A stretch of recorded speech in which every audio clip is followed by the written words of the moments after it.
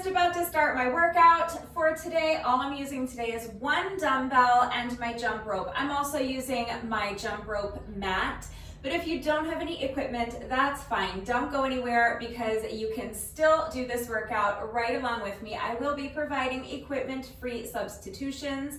There are timestamps in the description box down below the video. So if you would prefer to skip straight ahead to the workout, you can go ahead and use the chapter markers to do that. But if you would like to see the exercises demonstrated and explained before we begin, let's go ahead and get into that right now. So first of all, let me just go over the equipment that I'm using today, and I will tell you what to do if you don't have this equipment. You will need something soft beneath you. So I'm just using my jump rope mat, but any type of exercise mat will work. So a yoga mat is fine. If you have one of those thicker exercise mats, I think that's a little better, but any type of mat will work. If you don't have a mat, a towel should suffice. It's not ideal, but it should suffice. If you're working out on a carpeted floor or on grass, you may not need anything at all. But if you have an exercise mat or a yoga mat or a jump rope mat, any kind of exercise mat, definitely go ahead and get that ready because we will be doing sit-ups and you're going to need something soft beneath you. For reference only, this dumbbell that I am using today weighs 10 pounds. That is a good weight for me. However, you may need to use something lighter or heavier. That's going to depend on your strength, your level of fitness, what you have available to you, and how hard you are looking to push yourself today. So please consider all of those factors when choosing your weight and make the decision that is best for you. If you don't have a dumbbell, a kettlebell will work just as well. So if you have a kettlebell, go ahead and get that ready as long as it's not too heavy. It shouldn't be the heaviest thing you can lift. It should feel on the heavier side to you when you pick it up, but if your kettlebell is like, 30 pounds or something, definitely make sure that that is not too much weight for you. I'm going to show you the exercises and then you can make that decision on your own, but please be safe, okay? Use your common sense, listen to your body, work to your own level, and don't try to lift too much weight. But if you have a kettlebell that's not too heavy for you, that will absolutely work. If you don't have any exercise equipment whatsoever, look for household items that will work. So instead of a dumbbell, you can fill a water bottle or a shampoo bottle with some sort of weight. So you could just fill it with water if you want, that would be fine. If you want to challenge yourself a little bit more, you can make the water bottle or the shampoo bottle heavier by filling it with something like uncooked rice or dried beans, or maybe kitty litter or powdered laundry detergent, or even those little decorative pebbles that you use for your garden or that you put in candle holders. You can even just grab a can of soup out of the pantry. Obviously a can of soup is not going to be anywhere near as heavy as my dumbbell, but it's better than nothing. So just get creative, use what you have available to you, but as long as you can maintain a secure grip on your weight, you're not going to drop it on your foot, you're not going to break something or make a mess or cause any damage. And as long as it's not too heavy for you, then any number of household items will work for weight. If you don't have anything that's going to work for weight, or you just don't feel comfortable adding any weight to your workout at all, even if it's just a can of soup, less than a pound of weight, that's fine. You can still do this workout right along with me. You don't need to add weight. I will be providing body weight modifications. So if you have a dumbbell or a kettlebell, definitely go ahead and get that ready. If not, you can look for household items that will work, like a water bottle or a shampoo bottle filled with some sort of weight, or even a can of soup. If you don't want to add weight though, that's fine. I will go over your body weight modifications. And then the only other thing I'm using is my jump rope. So if you have a jump rope, go ahead and get that ready. Now, I will say that if you follow my workouts regularly, I highly recommend investing in a jump rope because I incorporate jump rope into pretty much every workout I do these days. And I personally think that a jump rope, especially if you're going to be doing at-home workouts like the ones I share, is probably the #1 most valuable, most cost-effective, most efficient, most convenient piece of exercise equipment that you can own. And like I said, especially if you're going to be following my workouts, because I use my jump rope all the time. So I highly recommend investing in a jump rope. If you are interested in the exact jump rope that I use, there is a link in the description box down below the video. It is an affiliate link. There's also a coupon code there. So if you click on my link, use coupon code RudeBecca, you can save an additional 10% on your jump rope.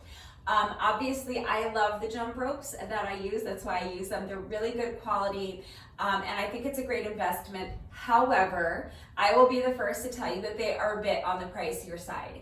You can find a decent jump rope for $10, $15. It will probably be an adjustable jump rope, so you need to know how to adjust your jump rope to the correct length. But as long as you know how to do that, it's very easy to do. I have found adjustable jump ropes before at like Burlington Coat Factory, or like even like at the drugstore. You can find decent jump ropes in a lot of places that you wouldn't necessarily think about buying a jump rope. So really, it can be like a $10 or $15 investment in a decent jump rope that you'll probably have to adjust, but you'll get so much use out of it. So I highly recommend investing in a jump rope, whether it's the kind I use or some other kind of jump rope. Just really quickly, part of the reason that the jump ropes I use are a little bit pricier is because, first of all, they are really well made. They last a long time. But also they're customizable, so you can choose the design you want. You can customize your rope by choosing the color of the rope, you can choose the color of the handles, you can choose the design that you want on the handles, and the most convenient thing is that you enter your height and the rope comes already adjusted to your height. So you don't have to know how to adjust the jump rope to the proper length, and you don't have to go through the trouble of doing it. It comes just ready to start using right away. But if you want to find a cheaper jump rope, if you're not ready to make an investment in a jump rope like this, that's a little bit more expensive. I totally get that. So if you want to just go find like a cheaper jump rope for $10, $15 that's not already adjusted to your height, let me just show you really quickly how to adjust a jump rope to your height. So start by holding the handles together like this, so that you make sure that if you put the jump rope together like this, that this is the exact middle of the rope. All right, so what you want to do is put the rope down and step your foot and hold down the middle of the rope. So once you have your foot on the middle of the rope, just pull the handles up. You want to make sure that it's exactly perfectly centered. So your handles, you're going to pull up on both sides with equal pressure, I guess, and make sure that the handles are perfectly aligned.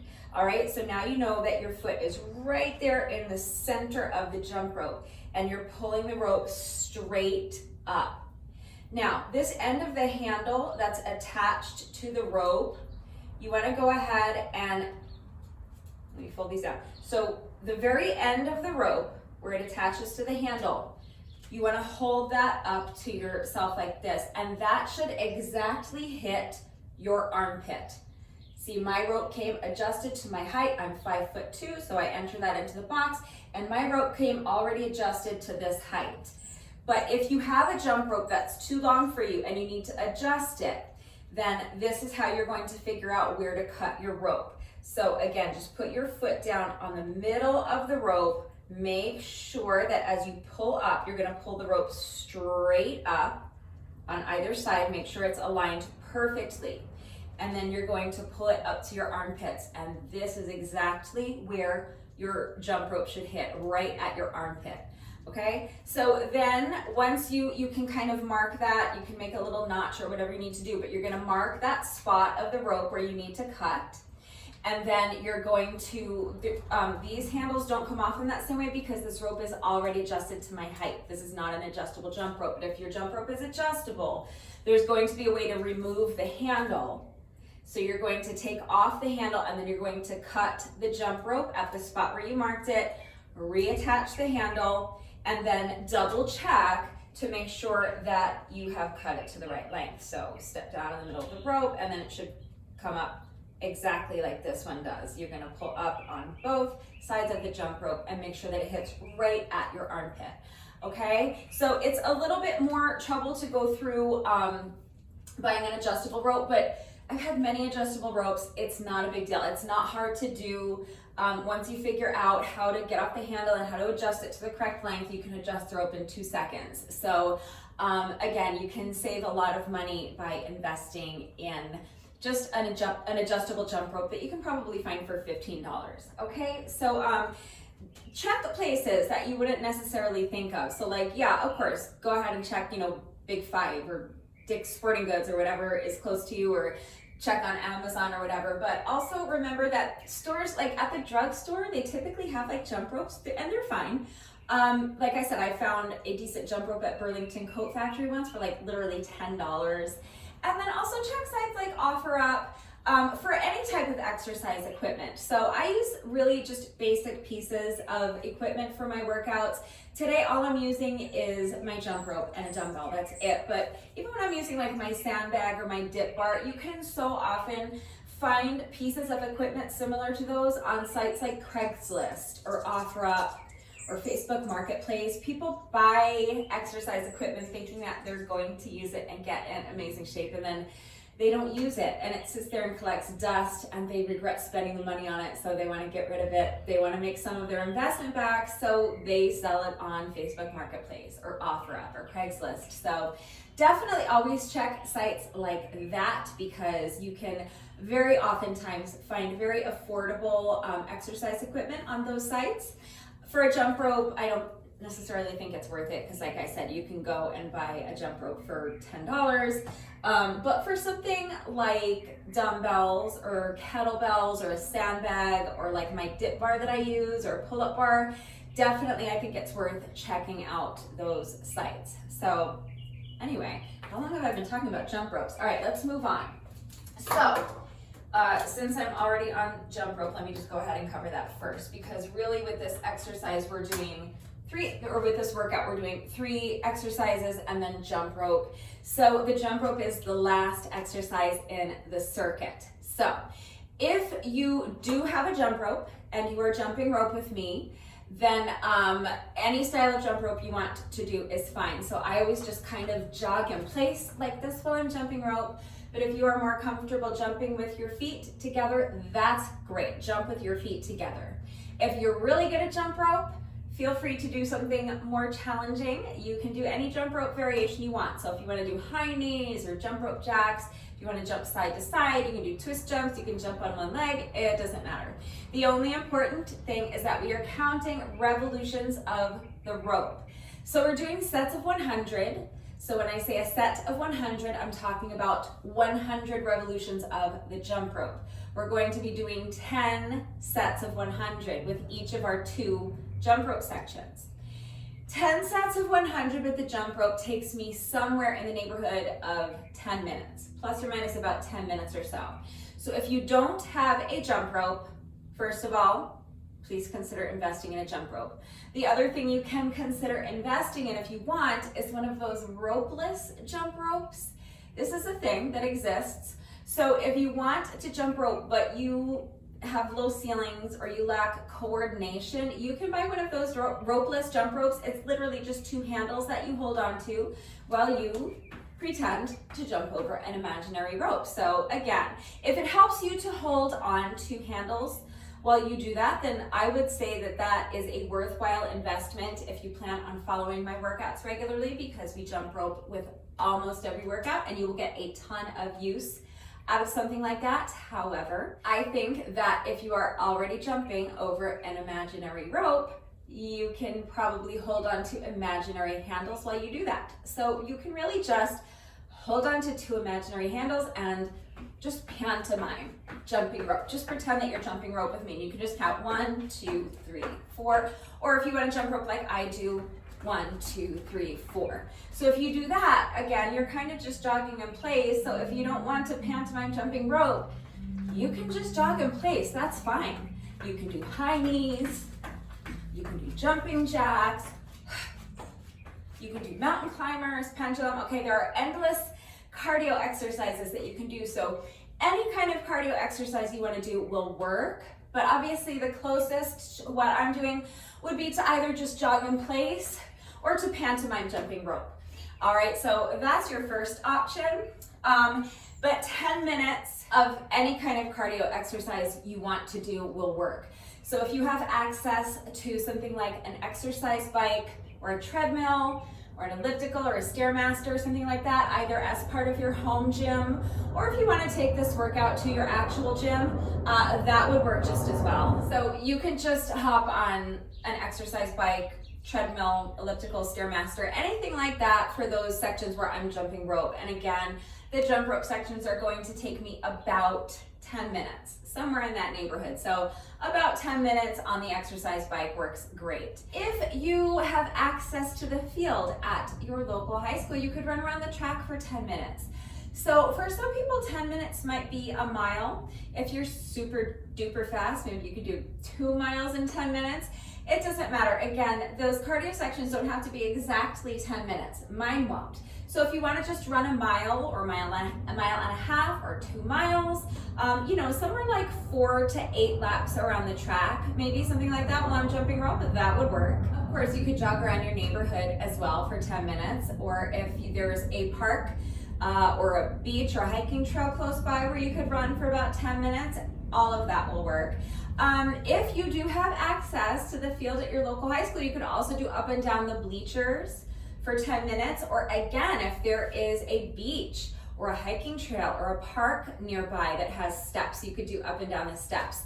If you have steps at home, up and down the steps for 10 minutes. If you live in an apartment complex, you can do up and down the stairs of your apartment complex for about 10 minutes. If you have a heavy bag, or if you have access to one at the gym or something like that, you could work on the heavy bag for 10 minutes. You could shadow box.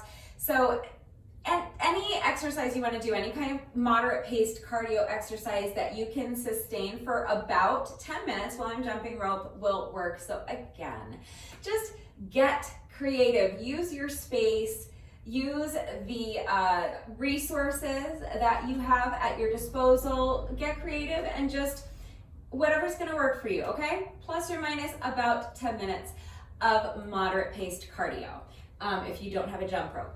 So other than that, other than jump rope, we're doing 3 exercises. They're all kind of combos or compound movements.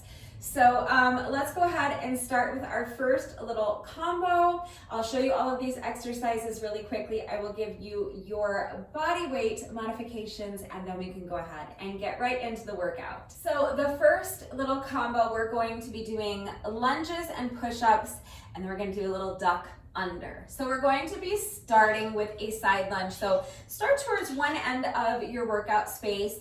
You're going to take one step to the side, and as you do that, you're going to push your booty back, keeping the weight in the heel of this lunging foot as you sink down into your lunge. Make sure you're not allowing your back to round like this. You want a nice flat back. So tuck your shoulder blades into your back pockets. You want your shoulders back and down. Keep your chest lifted nice and high.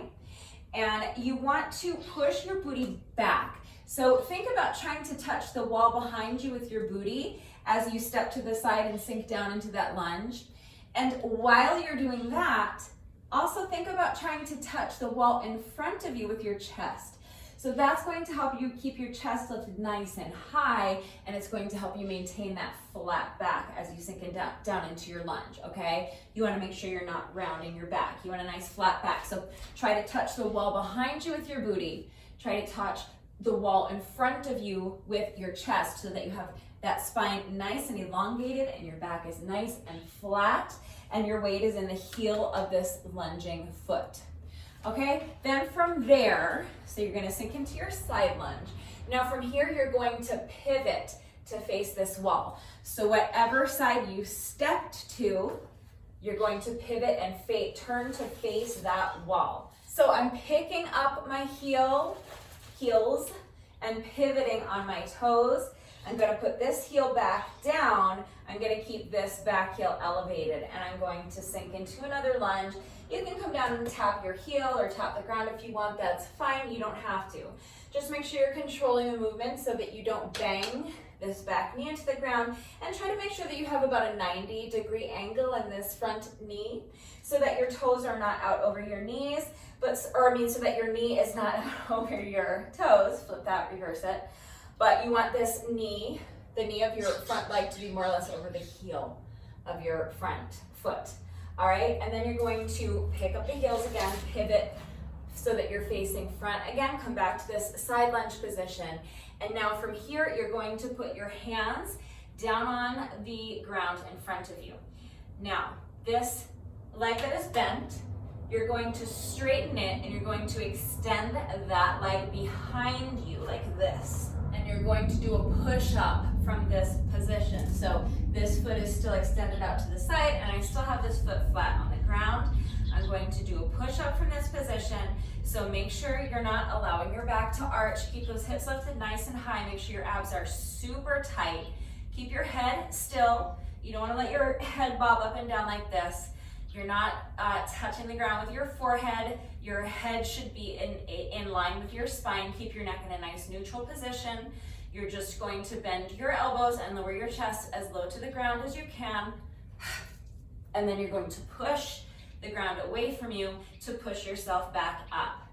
Now you're going to step this back foot back in, and you are going to do a duck under. So you're going to imagine that there's an obstacle here. You're gonna duck underneath your obstacle. Let's put a couple reps together a little bit faster so that you can see what it's going to look like, and then hopefully it will make sense. So now I'm on the opposite. I started over here. I did my side lunge, then my pivot. Back into this side lunge position. I put my hands down. Now I stepped this foot back and did my push-up from this position. Step the foot back in.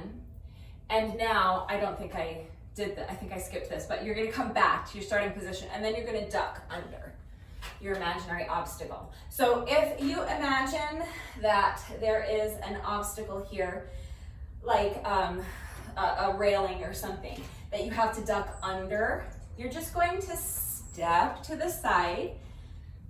So take a wide step to the side, and you're going to duck underneath your imaginary obstacle. So again, as you do that, you want a nice elongated spine. So you want to think about pushing your booty back, trying to touch the wall behind you with your booty, at the same time trying to touch the wall in front of you with your chest. So you're going to step to the side, and you're going to not round your back as you duck underneath your obstacle, but your railing is here. You're going to keep this spine nice and elongated, and you're going to keep that back nice and flat as you duck underneath your obstacle, and then step the feet together. That's one rep, okay? So we're going to be alternating sides with each rep. So let's put a couple together. So I'm gonna start towards this end of my space. I'm gonna do my side lunge. Pivot, tap the ground. Pivot the feet to face forward again, back into my side lunge position. Put the hands down, step this foot back, do a push-up from this position. Step the foot back in, return to my starting position, and duck underneath my imaginary obstacle. That's one rep. So now we're going to do the same thing on the other side. So I'm going to lunge towards the opposite side. Now I stepped in this direction, so I'm going to pivot to face this wall, sink down into another lunge and tap the ground. Now I'm going to pivot the feet to face forward again, return to my side lunge position. Now press the heel of this lunging foot into the ground to stand, return to my starting position, duck underneath my imaginary obstacle. All right, so that is the first exercise. So that is a body weight exercise. I do not need to provide a body weight alternative because we're not adding any weight. But if you are a beginner and you need to shorten up your range of motion, that's fine. Shorten up your range of motion if you need to do the push-up from your knee or knees, that's fine. So in that case, just make sure that you have something soft beneath you. Start towards one end of your mat, and you're going to step into your side lunge. If you're not able to sink super low into the lunge because you're a beginner, that's fine. Shorten up your range of motion. So if you need to take a shorter step, take a shorter step. If you need to not sink as deep into the lunge, that's fine. Just come down as deep as you can. You have to work to your own level, so don't push your body into doing something it's not ready to do. As long as your shoulders are back and down, your chest is lifted high, your abs are tight, you're pushing your booty back and your back is flat, you're keeping your back flat and the weight in the heel, then that's fine, okay? So from here, if you can, go ahead and do your pivot. If that's too difficult, then just eliminate it, okay? It takes a little bit of coordination, it takes a lot of core strength and control over the movement. So if you're not there yet, you're not there yet. If you wanna try it, then you're just gonna pivot into this lunge, and then if you can, come down and tap the ground. Just make sure you're not rounding your back. So if you can't tap this knee to the ground and you can't tap your hand to the ground, that's fine, it doesn't matter. Just bend your legs a little bit, okay? And then you can pivot to face forward again. Now put your hands down, and you can step one foot back and put the knee down for the push-up if you need to. I think that might be a little awkward, so I'm going to recommend just stepping both feet back and putting your knees on the mat. Do your push-up from this position. Then come back up onto the toes, step this foot forward again, step the other foot forward, return to your side lunge position, step the feet together, and do your duck under. So again, if you're a beginner and you need to shorten up your range of motion, you don't have to duck as low. Just make sure your back is flat, the weight is in your heels, and then repeat on the other side. So side lunge, shorten up the range of motion if you need to. Then, if you can, pivot to face the wall and do another lunge. If you can't, just eliminate it. Hands come down, step one foot back, step the other foot back if you need to, push up. Now, this foot comes forward again, this foot comes forward again, and from your lunge position, you're going to press your heel into the ground to stand, return to your starting position, duck under, all right? So, side lunge, pivot, lunge. Step the feet back, knees down, push up. Step the feet forward again, and from your lunge position, press into the ground, return to your starting position. Duck under your imaginary obstacle. Other side. Lunge, pivot if you can, if not, just eliminate it. Hands go down, step the feet back. Knees down, push up. Now step the feet forward again. Return to your lunge position, press your heel into the ground to stand, returning to your starting position, and duck under your imaginary obstacle. All right, so that's a beginner modification if you need it. For the next exercise, let me show you your beginner modification first, and then we'll kind of build on that, and eventually I will show you what I'm doing with the weight added. But if you are eliminating the added weight, or if you are a beginner, let's go ahead and start with just a regular sit-up. So go ahead and come down to your mat. Knees are bent, feet are flat on the mat. I always do my sit-ups like this. I extend my arms overhead, and then as I sit up, I straighten my back by reaching my fingertips up to the ceiling like I'm trying to touch the ceiling, and then just reverse the movement, come back down. All right, very simple, just a basic sit-up. You don't have to reach the arms up overhead if you don't want to. Literally any sit-up variation you want to do is fine. So that is a body weight alternative, and that is your beginner modification. I'm going to be adding a get up. So I'm going to sit up, but then I'm going to keep my momentum going forward so that I can get up, all in one smooth motion. So you are going to use momentum. You're going to throw your body weight forward as you sit up if you're adding the get up. So especially for this, you're going to want to start with your arms overhead so that you can use your arms to help you to create some momentum. And you're also going to want to make sure that you're pulling your feet in close. So when I was just doing my regular sit up, my feet were out kind of far. When I'm adding the get up, as I come to my sit up position, I want my feet to be in much closer because I'm going to need to throw my weight forward and I want to get my feet underneath me. All right, so come down to the mat with your knees bent and your feet flat on the mat. Extend your arms up overhead. And now you're going to use your arms to create momentum as you sit up, and you're going to bring your feet underneath you, throw your body weight forward so that you can stand up, all in one smooth motion. All right, and then you just reverse the movement. So booty goes down and come back to your starting position, all right? So let's do a couple more. Create momentum with your arms. As you sit up, throw your body weight forward, get your feet underneath you so that you can stand. And then you can just reach your hands up. You can come up onto your toes. You can add a jump if you want. Then just return to your starting position, all right? So sit up, get up, and reach. Come up onto your toes if you want. Return to the starting position.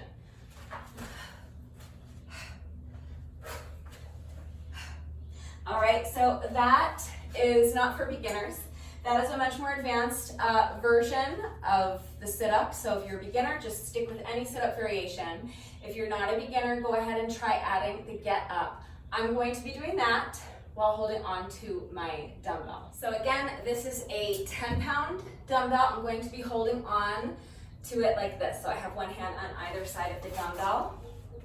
So I'm going to come down onto my mat, and I'm going to extend my arms up overhead, and I'm holding on to either end of the dumbbell. And I'm going to sit up. It's the exact same motion, but I'm bringing the dumbbell with me, which is actually going to help me to create momentum because it's more weight for me to throw forward. And so it's going to be easier for me to get my feet underneath me.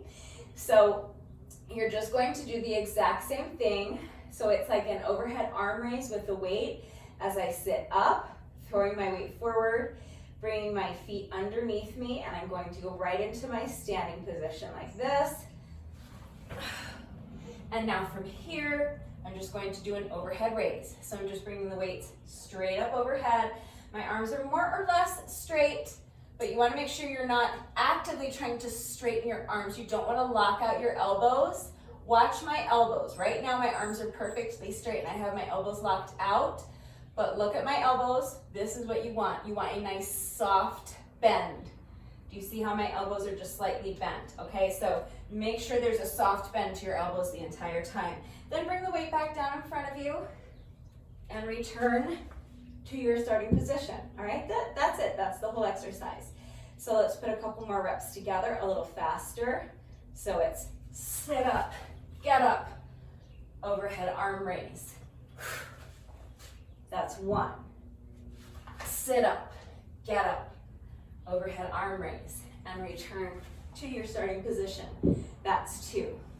All right, so that is my second exercise with your body weight modification and your beginner modification included. My third and final exercise is a squat variation with an oblique element included.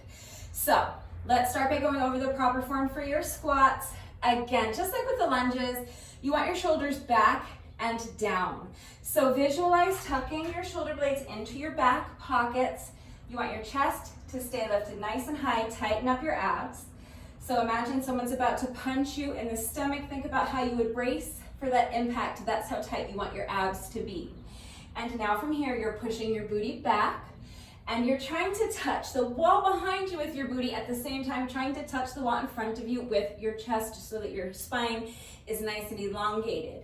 You want your back to stay flat. You want the weight to stay in your heels. You should actually be able to pick up your toes. All right, so if you're a beginner, this is all you're gonna do. You can just do air squats. So from this position, just sink down into your squat, and then you're going to press your heels into the ground to stand. So visualize pushing the ground away from you with your heels. Now, if you are able to squat real low and get your booty all the way down below your knees, great. But again, please work to your own level. If you are a beginner, you may not have that range of motion yet. So do your best to see if you can at least get your thighs parallel to the ground. If you can, that's great. That's what you're going for. But you don't want to round your back to get there, okay? The only important thing is that your back is flat and the weight is in your heels. So if you need to shorten up your range of motion, that's fine. Work to your own level. If you're a beginner, you might only be able to come here, that's fine. As soon as you have sunk as deep into the squat as you're going to, press your heels into the ground and stand. So if you're a beginner and you want to just work on your air squats, that's fine. Just do air squats, okay? Like I said, I'm gonna have a little oblique element. I'm also having, I'm adding like an overhead press element, but if you're not holding onto weight, there's nothing to press up overhead. So if you wanna add a little oblique twist, that will be fine. You can just squat, lift one leg, and then twist your body thoracically and bring the opposite knee over, or the opposite elbow over to touch that knee, all right? So knee to elbow, alternating sides with each rep. That would be absolutely fine, all right? So that is your beginner modification and your body weight alternative. I'm going to be adding a dumbbell snatch. So if you have a kettlebell, obviously you can do a kettlebell snatch, and then I'm going to be adding an overhead press. So I have my weight on the ground in front of me. I'm just going to squat down, pick up my weight, and then I'm going to do a dumbbell snatch basically. So in one motion, all it means is that I'm just going to lift up the dumbbell and bring it to my shoulder. So whatever hand I'm lifting the dumbbell with, I'm going to bring it up to the shoulder on that same side. A kettlebell snatch is a little bit different. I don't have a kettlebell, otherwise I would demonstrate it, but if you do own a kettlebell, I'm assuming that you know how to do a kettlebell snatch. If you don't, please look that up, make sure you're doing it correctly, but you can absolutely do a kettlebell snatch here. I'm just going to be basically snatching my dumbbell. So in this context, all that means is that I'm going to pick up the dumbbell with one hand and bring it right up to my shoulder as I sink back down into this squat, okay? Then I'm going to press my heels into the ground to stand, and as I do that, I'm going to press the weight up overhead, and I'm going to lift up this heel. So the heel of this foot that's on the same side as the dumbbell is going to lift up, and I'm going to pivot on my toes to face this wall over here. All right, then reverse the movement. So with control, I'm going to bend my elbow, lower the dumbbell back down to my shoulder. My palm is facing my ear. And then as I do that, I'm going to pivot this foot to face forward again. And then I'm going to put the dumbbell back down, return to my starting position. That's one rep. We will be alternating sides with each rep. So now with my next rep, I'm going to squat down, grab the dumbbell with the other hand, snatch the dumbbell. So I'm going to pick it up and put it right on my shoulder, sinking back down into my squat. Then I'm going to press my heels into the ground to stand. And as I do that, the heel of the foot that's on the same side as my dumbbell is going to come up off the ground. I'm going to pivot on those toes to face the wall to this side as I press the weight up overhead. Then I'm going to bring the weight back down to my shoulder, pivot this foot to face forward again, bring the weight back down, and put it on the ground in front of me. All right, so squat, snatch the dumbbell, overhead press with an oblique twist, and stand. Other side, squat, dumbbell snatch, overhead press with an oblique twist, put the weight down. All right, alternating sides with each rep, and that's it. That is our third and final exercise. Now here is the format. We're just doing sets of 50, so it's going to be super tough. If sets of 50 are too many for you, you can do sets of 30 or 20, all right, whatever works for you, but I am going to be doing sets of 50. So we are starting with our lunge and push-up combo.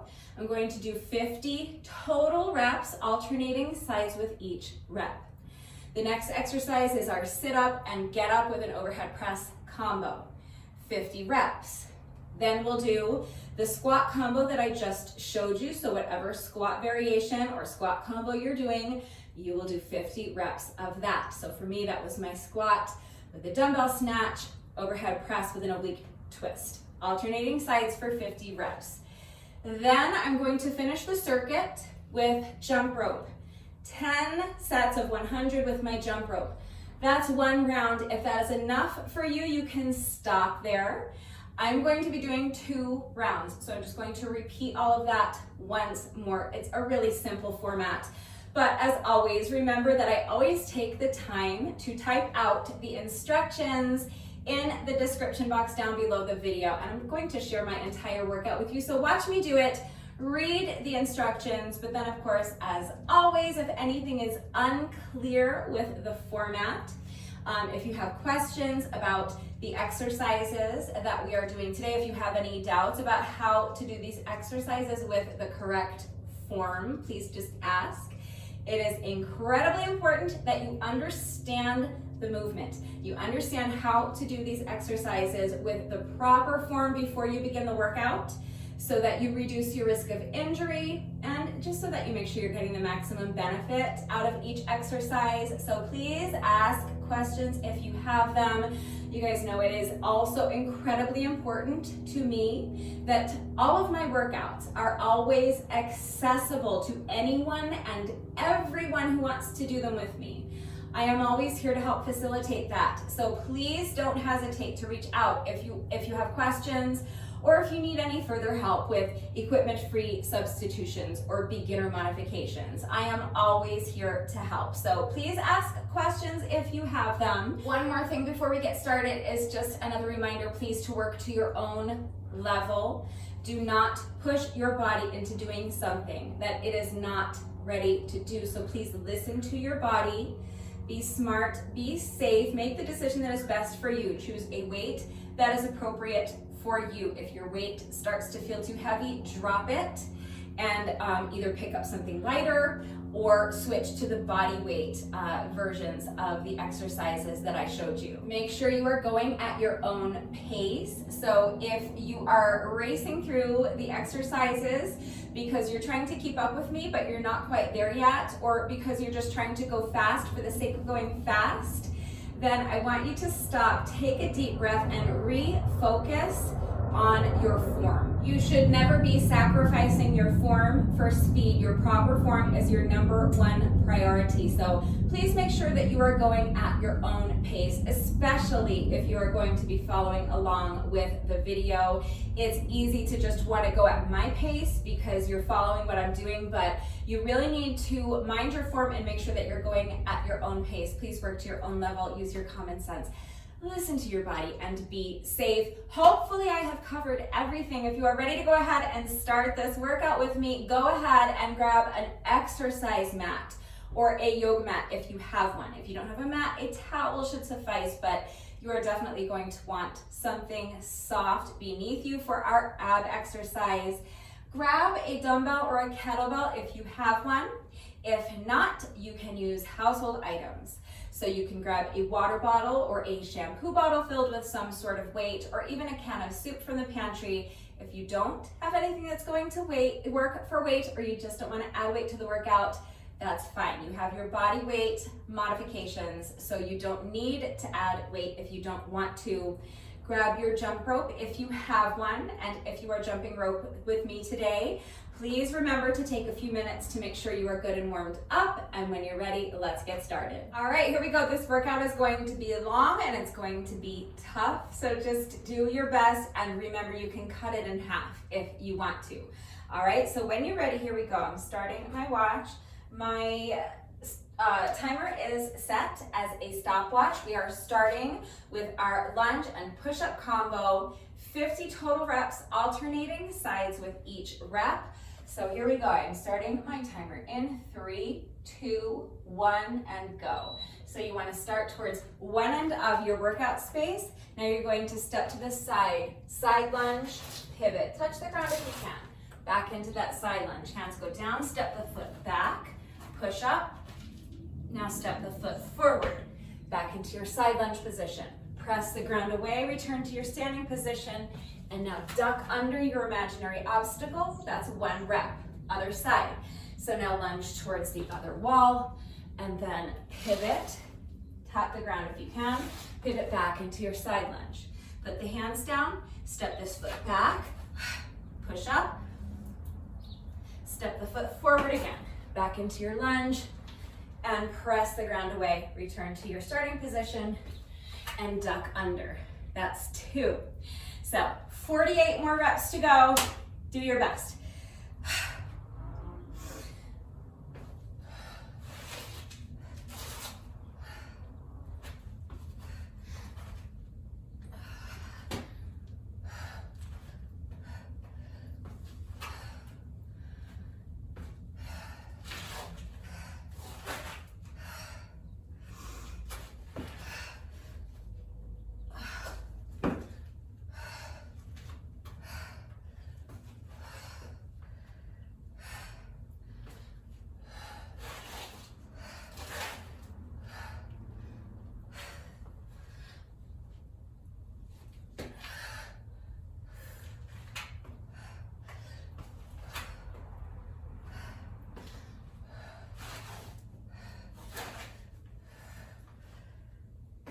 Forgot my push-up.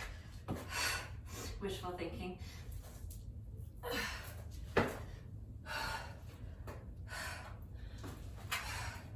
That's 6.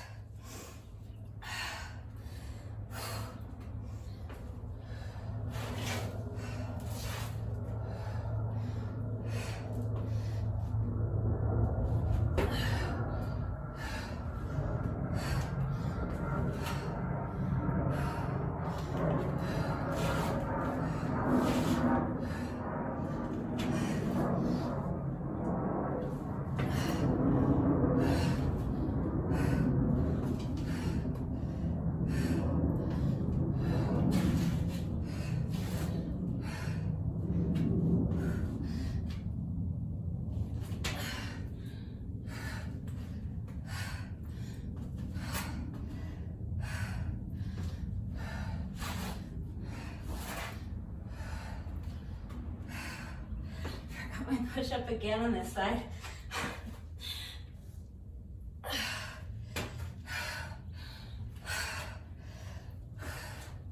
There's too many push-ups, my body's rebelling. All right, I think that was 10 for me. Pretty sure.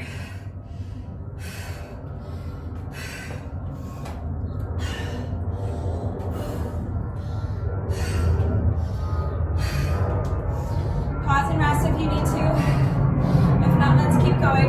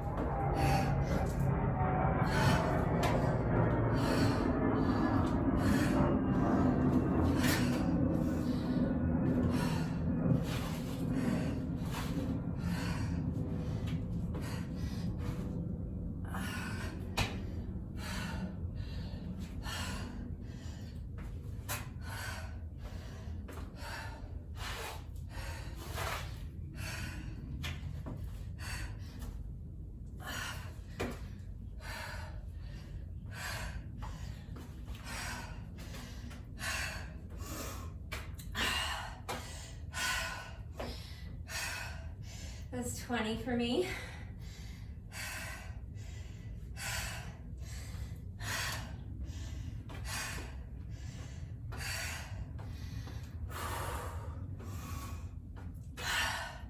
Rest if you need to.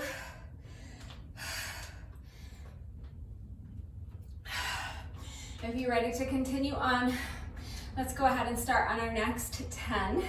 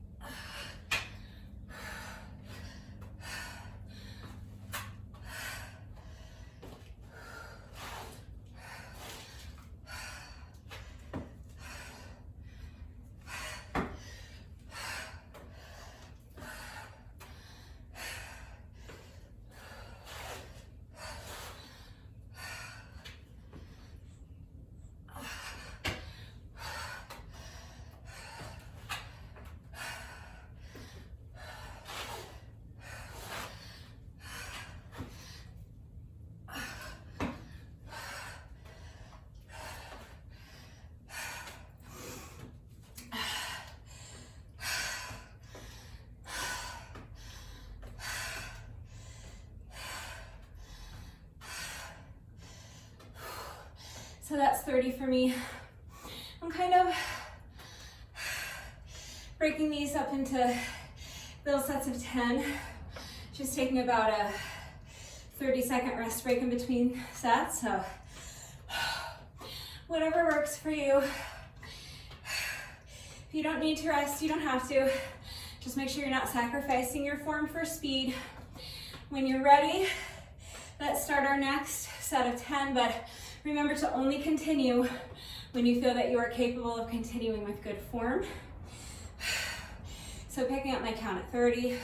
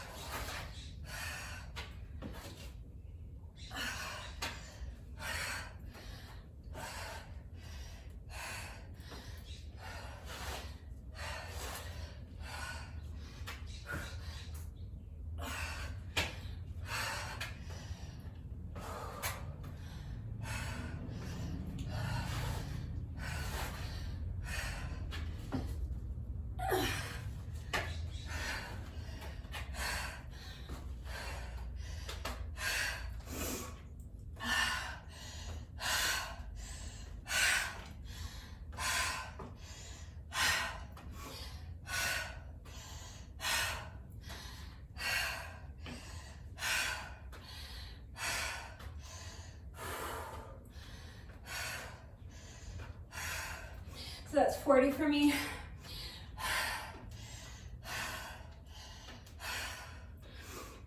I just have one more set of 10 to go.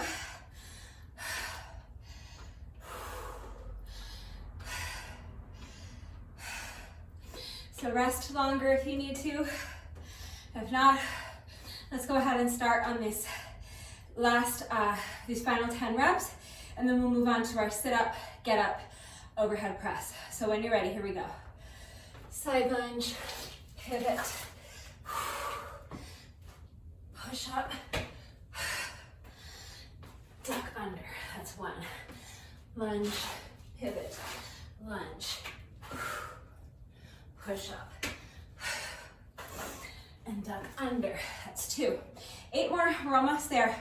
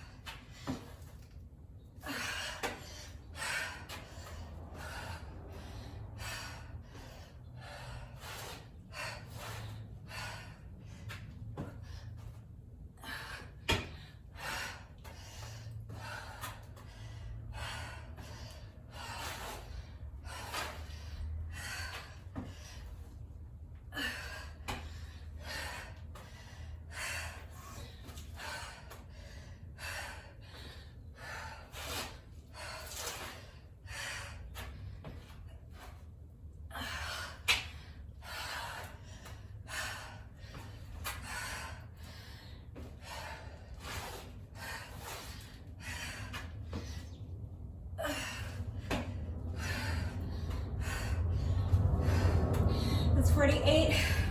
Just 2 more. Let's push.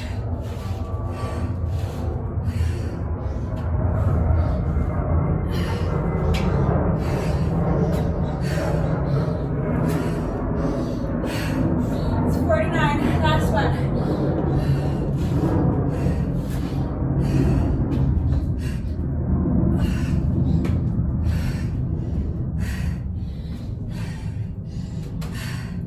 That's 50.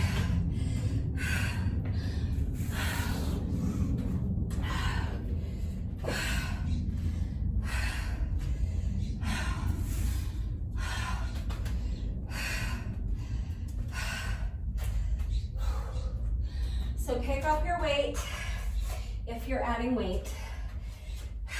If you're not adding weight,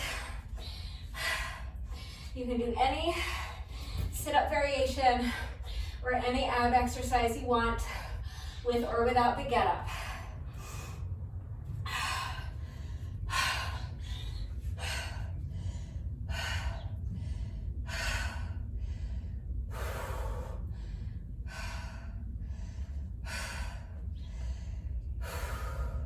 I'm just taking a few extra seconds to breathe here. But again, if you don't need to rest, you can go ahead and get right into it. If you're ahead of me, just skip ahead in the video. It's great if you're faster than I am, as long as you're not losing anything off of your form to get there. And remember, at any time, if you fall behind or if you need a longer rest break than what I'm taking, just pause the video and come back when you're ready, but only come back when you feel that you have enough strength to continue performing the reps with good form. All right? So, starting on the mat with your arms extended overhead, I'm holding on to either side of my dumbbell. I'm going to sit up, bring the weight with me. I'm going to use my momentum to throw my body weight forward and get my feet underneath me so that I can stand, and then we're doing an overhead arm raise, making sure you're not locking out your elbows. Make sure there's a slight bend to your elbows. When you're ready, here we go. So sit up, get up, overhead arm raise. Come back down, return to your starting position. That's 1. We're going to 50, so do your best.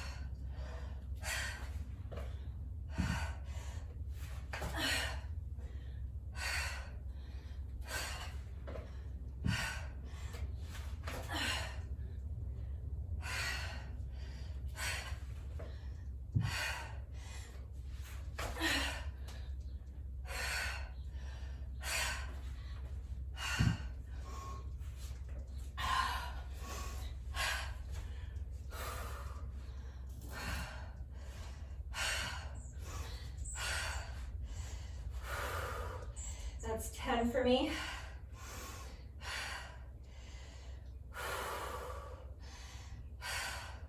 Just taking about 20 or 30 seconds to rest because I would like to keep tackling these in unbroken sets of 10 if I can, and I think this is the most efficient way for me to get it done.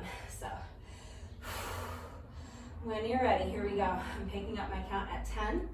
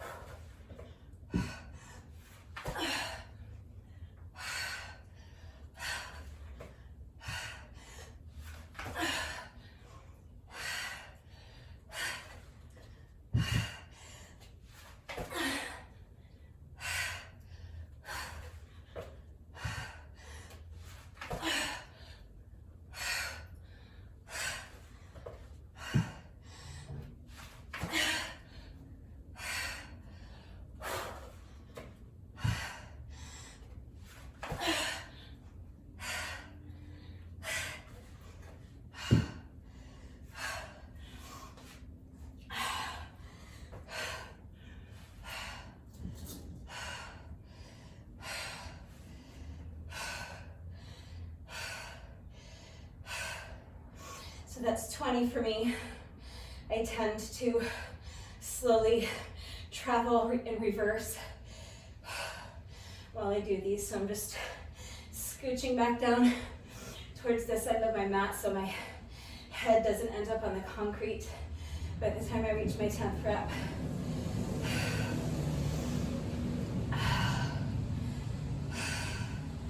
All right, so if I'm able to continue doing sets of 10, then I just have 3 more sets to go. So when you're ready, let's start on another set of 10. So I am picking up my count at 20. Here we go.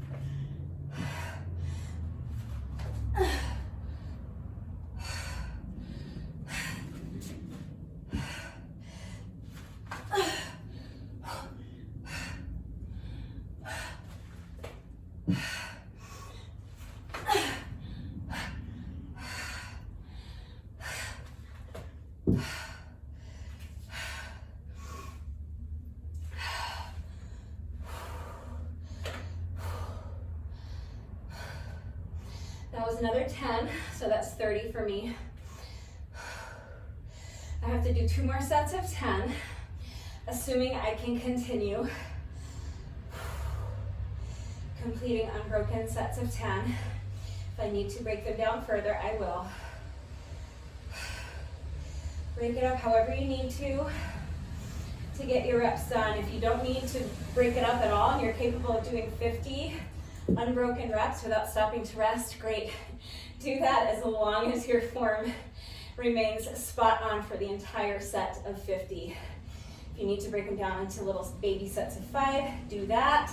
If 50 total reps is too many, do 40 or 30 or 20, okay? Whatever you need to do to make it work for you.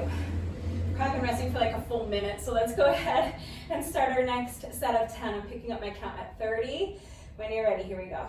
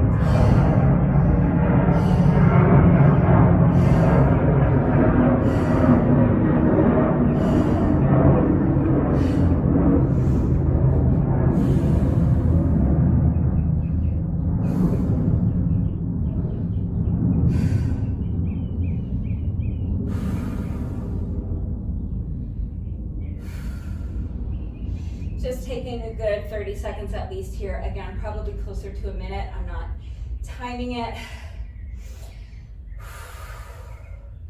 Just waiting until I feel that I have enough strength to tackle these final 10 reps.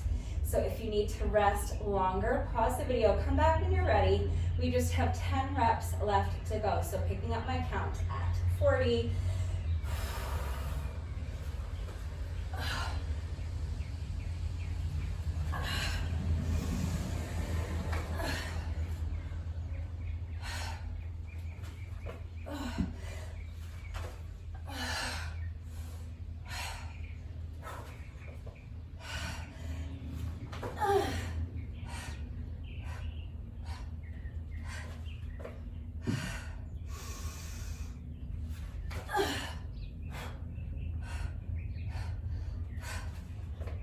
It's 45, just 5 more.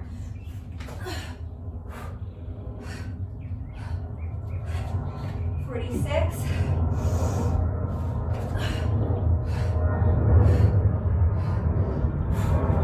47.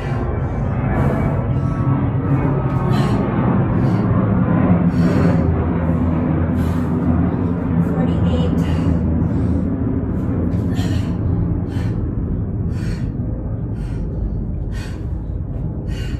That's 49, last one.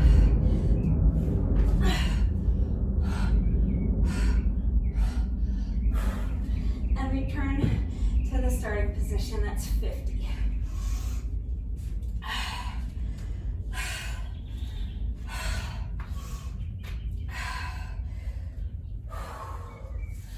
All right, so we're almost finished with our little circuit.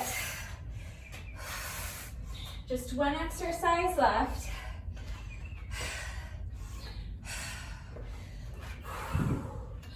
Before we reach our first cardio section, our first jump rope section, or whatever kind of cardio you're doing. So this is our squat variation. If you're not adding weight, then any body weight squat variation you want to do is fine. And remember that you can add an oblique twist or like a knee crunch, some type of added element to engage your obliques if you want to, because what I'm going to be doing is a squat plus an overhead press with an oblique twist. So if you want to incorporate that little oblique, you obviously can't do the overhead press if you're not holding on to any weight, but you can still add a little element for your obliques. And that is totally up to you.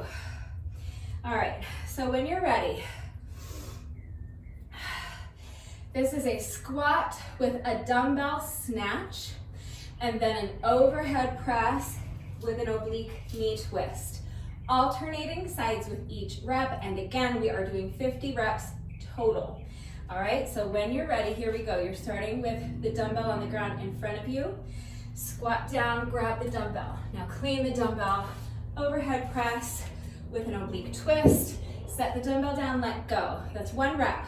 Alternating sides, so now other side. Squat, clean the dumbbell, overhead press, oblique twist, set the dumbbell down. That's 2. Squat, dumbbell snatch, overhead press with an oblique twist. That's 3. Other side. Squat, snatch, press, twist. That's 4. So we're going to 50. Do your best.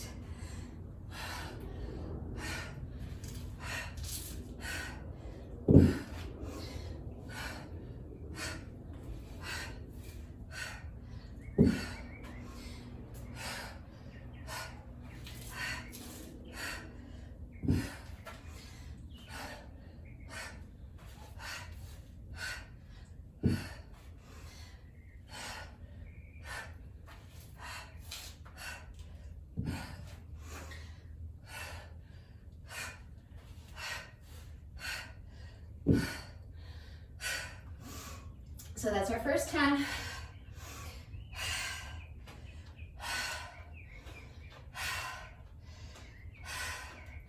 I don't feel like I necessarily need to rest yet. If we were going to 20, I probably would have just kept going and done an unbroken set of 20, but since I'm pacing myself to do 50 reps, as well as pacing myself to do this all over again, because remember I'm doing 2 rounds of all this, I think I'm just gonna tackle this exercise the same way I tackled the first 2 and just do sets of 10. Take short little rest breaks in between until I've completed 5 sets of 10 for my 50 total reps. So if you need to rest longer, rest longer. When you're ready, I'm picking up my count at 10. So let's do our next set of 10 unbroken if we can.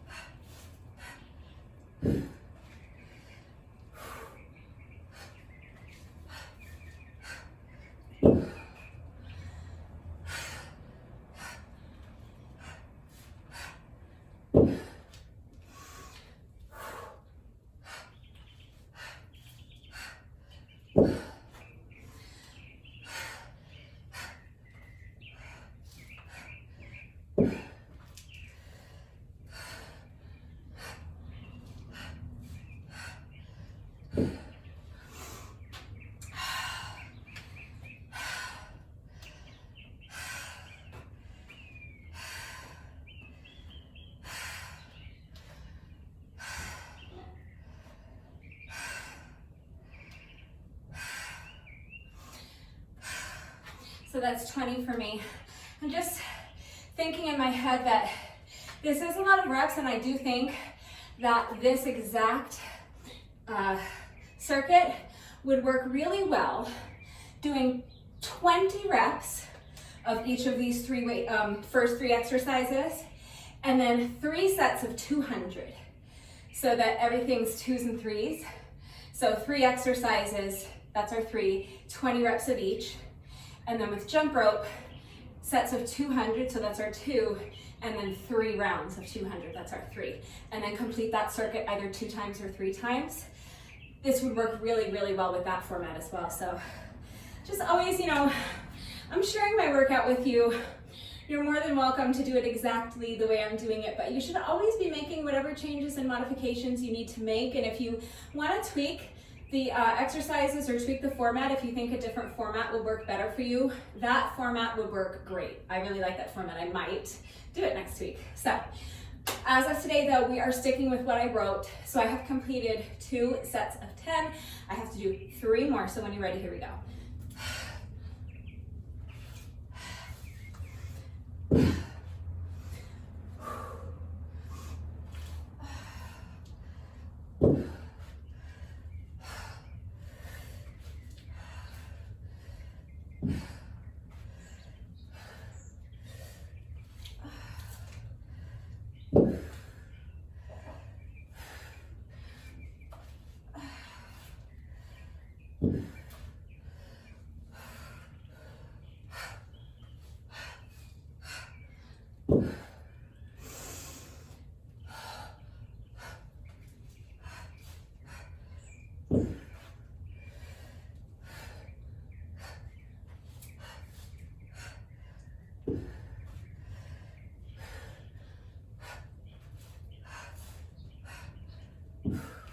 Last one.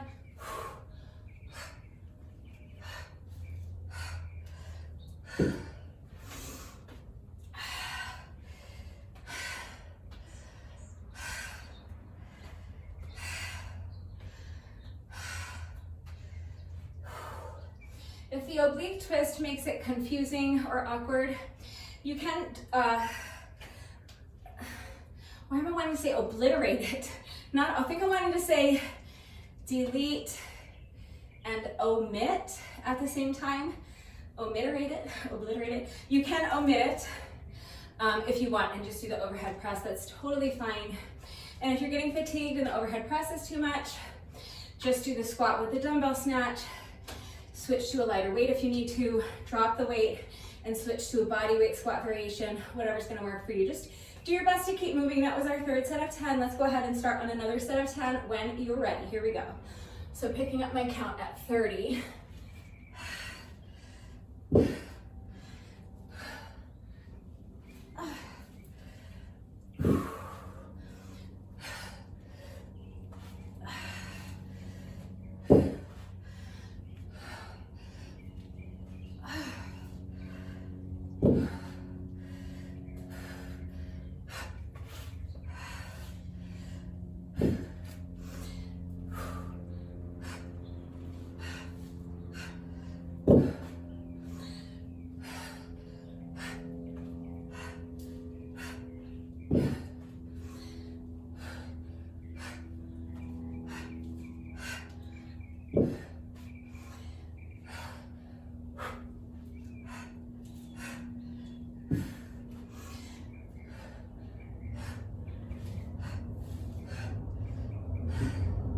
That's 40 for me. Just one more set of 10 to go.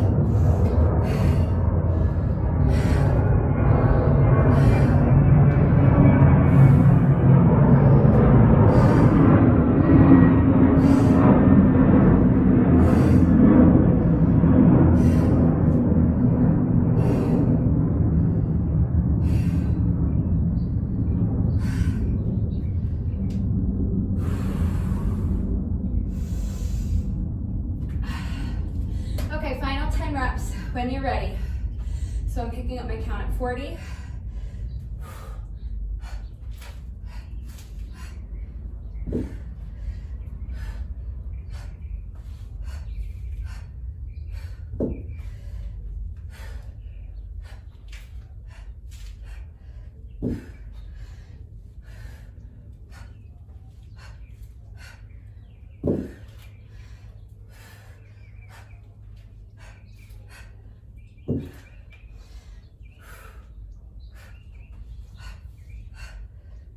That's 6, just 4 more, let's push.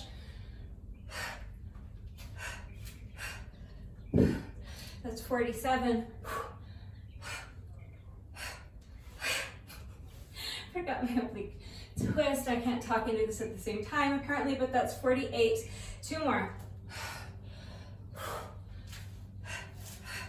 49, last one.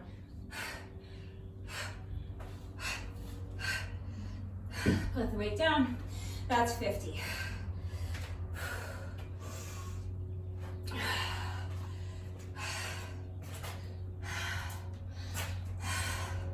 When I got dressed, it was still kind of early in the morning. It was a little bit on the cooler side. So I had the bright idea to wear pants. Always a mistake. Even if it had stayed cool, I would be crying right now because I just get so hot. I'm working so hard, my heart rate's so elevated, so I'm like dying in these pants. It's a lesson I just don't think I'll ever learn. Every time I work out of pants, I'm like crying because I'm overheating. I always tell myself, just always wear shorts, always wear shorts, always wear shorts. But it's hard to wrap my mind around getting dressed in shorts sometimes when it's cool outside, so I wear pants thinking I'll be fine. I'm not fine, I'm dying. All right, so that's our circuit, once through. You guys, we've been at it already for almost 40 minutes, so if that's enough for you today, fine. You don't even have to add on the cardio if you don't want. That was a full body workout. If that's all you want to do today, go ahead and do a bonus burpee. Do your stretching, and then you can go ahead and get on with the rest of your day, or you can do another round of that. Eliminate the jump rope, but just do 2 rounds of those 3 exercises, and that is up to you. So whatever's gonna work for you. But just remember, if you're finished now, to do your bonus burpee, and please take a good 15 minutes to stretch, and then you can go ahead and have your shower, eat some lunch, and get on with the rest of your day. If you are continuing on with me, we're gonna do about 10 minutes of moderate paced cardio. So for me, that's going to be 10 sets of 100 with my jump rope. Any style of jump rope you want to do is fine. We're counting 100 revolutions of the rope. That's one set, and we're doing 10 sets. So if you don't have a jump rope, plus or minus 10 minutes or so of any kind of cardio exercise you want to do is fine.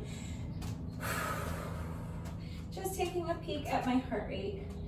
I wouldn't mind if it was a little lower, but I think we're good. So 10 sets of 100, just do your best. If you trip over your jump rope, and I'm saying this now because I will more than likely be tripping over my jump rope because my legs are fatigued and it's hot out here. You do not have to go back and start the whole set over again. Just take a breath. Do your best to leave the trip behind you. Don't let that frustration dictate your mindset moving forward because we have a lot of reps left to go. And you don't want to sabotage the whole rest of your workout by letting that frustration overtake you. You're out here, you're doing the work, you're going to get the reps done. So it's okay if you trip. Just take a deep breath and get right back into it as soon as you can. Pick up your count right where you left off and finish the set, okay? Just do your best. Remember that your best is always good enough, so let your best be good enough. When you are ready, here we go. So we are counting 100 revolutions of the rope. So you will count like this. 1, 2, 3, 4, 5, 6, 7, 8, 9, 10, 20, 30, 40, 50, 60, 70, 80, 90, 1, 2, 3, 4, 5, 6, 7, 8, 9, 100.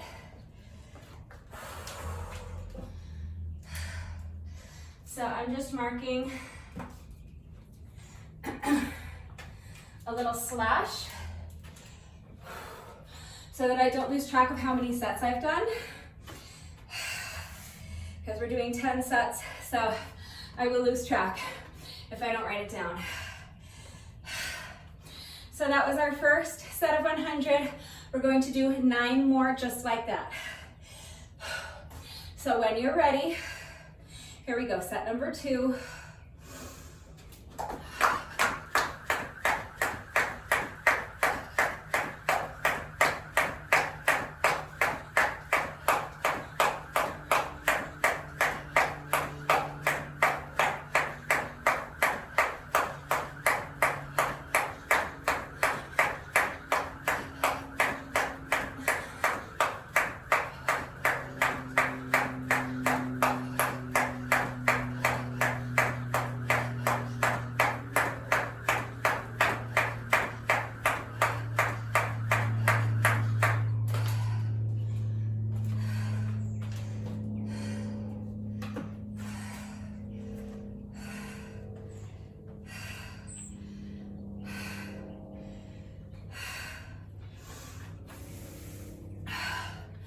So keep your rest breaks in between sets as short as you can.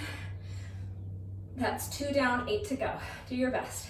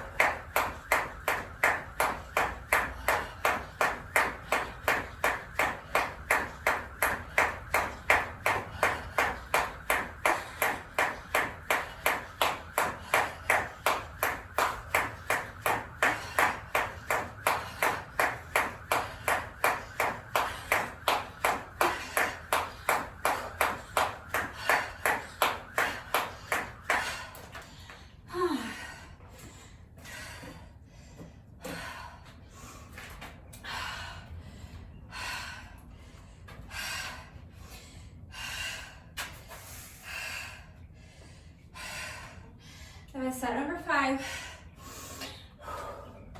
Halfway there. Just 5 more sets to go.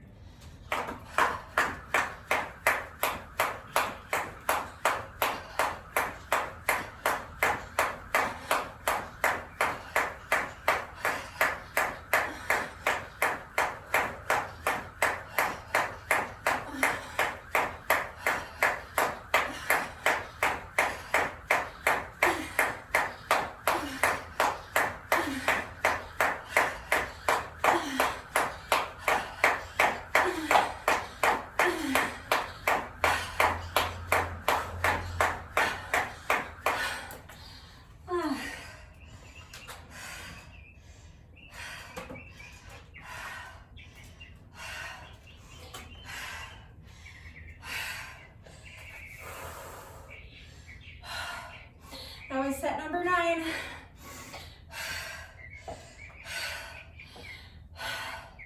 Just one more set to go.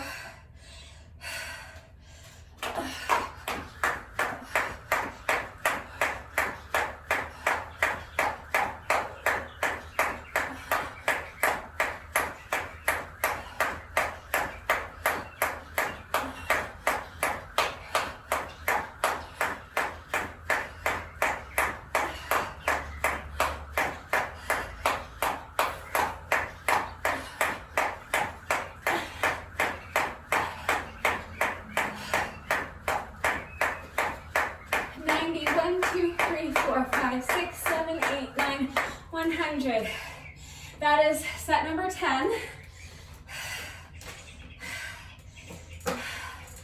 So yes, I'm still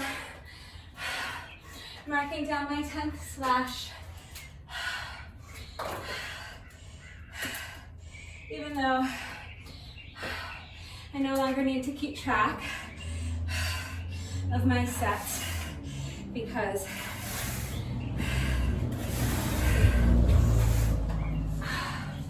I worked hard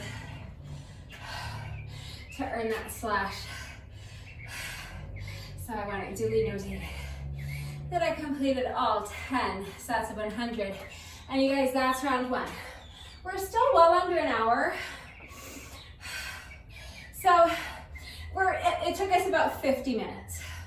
So if you stayed at my pace, took 50 minutes. So if that's enough for you today, as I told you at the start, you can just do 1 time through. That's fine. That was a great standalone workout, full body. We did plenty of reps. We got our cardio. So if that's all you want to do today, you have my blessing. Just do your bonus burpee.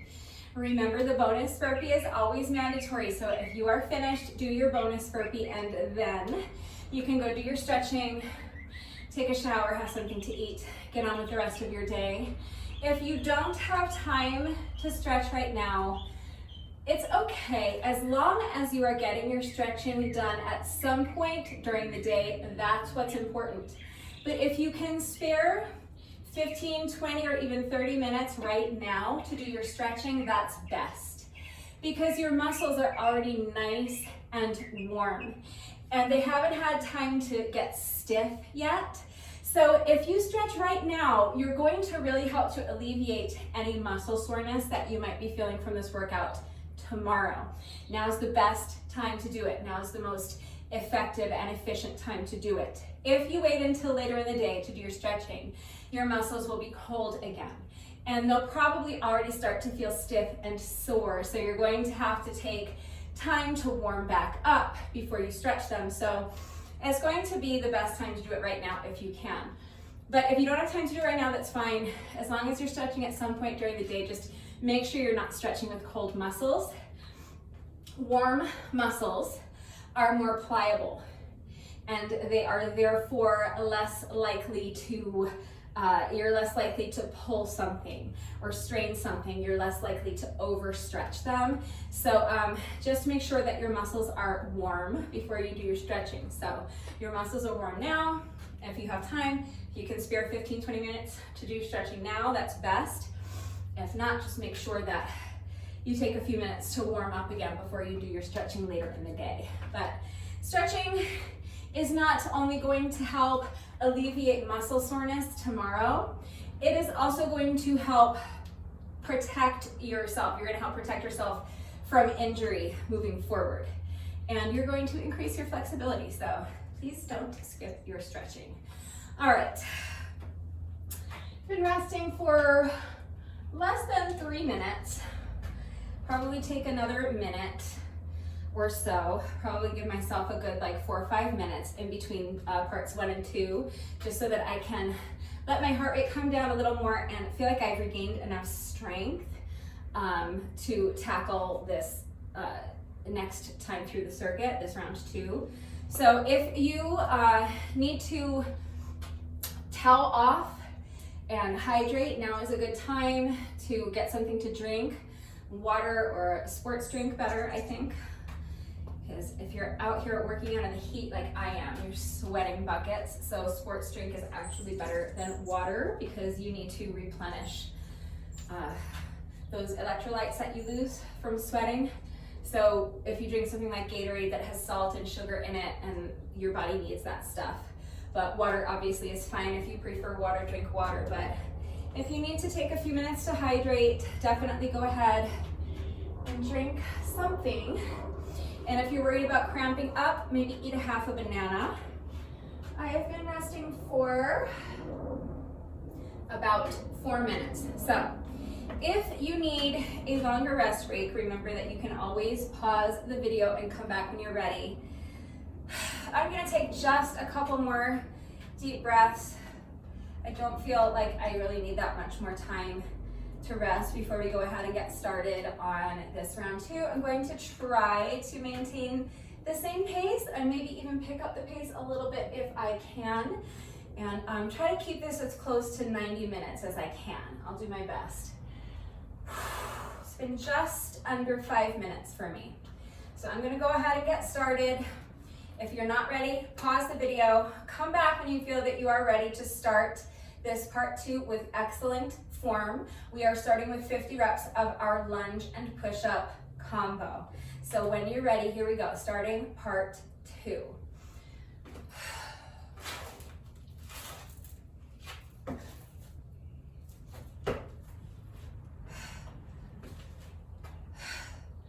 So it's a side lunge, pivot. Lunge, step the foot back, push up, step the foot in, return to the starting position, and duck under. That's 2. Gonna break these down into sets of 10 again. So let's do another 8 unbroken if we can. I like to keep doing sets of 10 for as long as I can. I think that's going to be the most efficient way, again, for me to get through these as quickly as possible without getting sloppy.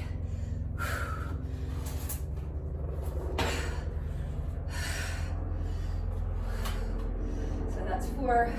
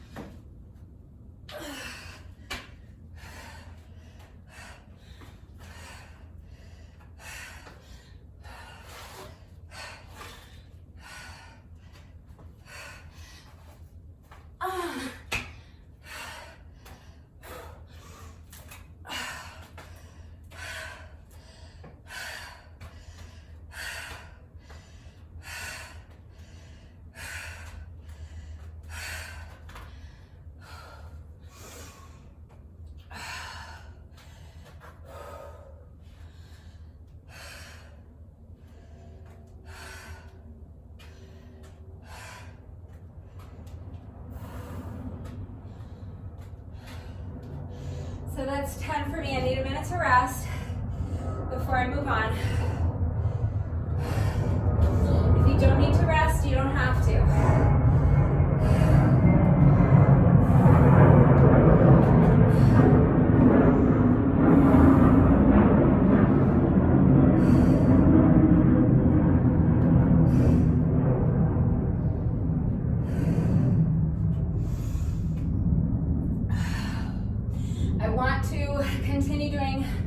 Unbroken sets of 10 for as long as I can.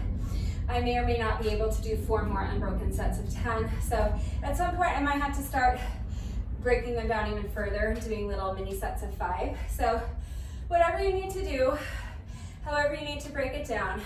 And if you don't need to break them down, and you can do, even at this point in the day and at this point in the workout, if you can do all 50 reps unbroken without sacrificing your form, oh my God, go for it. You're amazing. I'm a little less than amazing. I need breaks. So when you're ready, I'm picking up my count at 10. I'm going to start my next set of 10 and hopefully get through another 10 unbroken. When you're ready, here we go.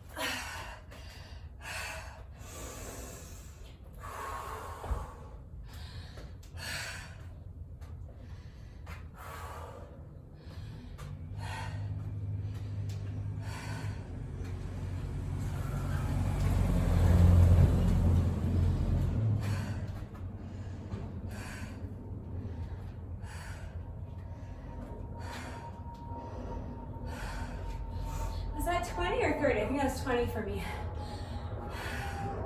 I think I have to do 3 more sets of 10.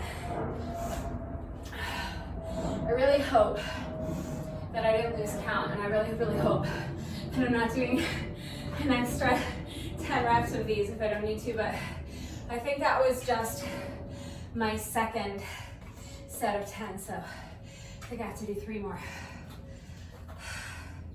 It's just obviously a lot harder the second time through. I'm fatigued, and not for nothing, you guys. It's really hot out here. All right, and I didn't wear shorts because I'm not smart, and I will never learn my lesson.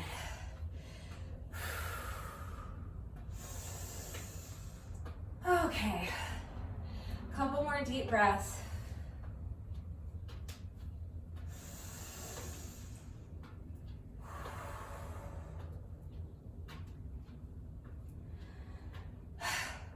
All right, picking up my count at 20, because I'm pretty sure I'm on 20.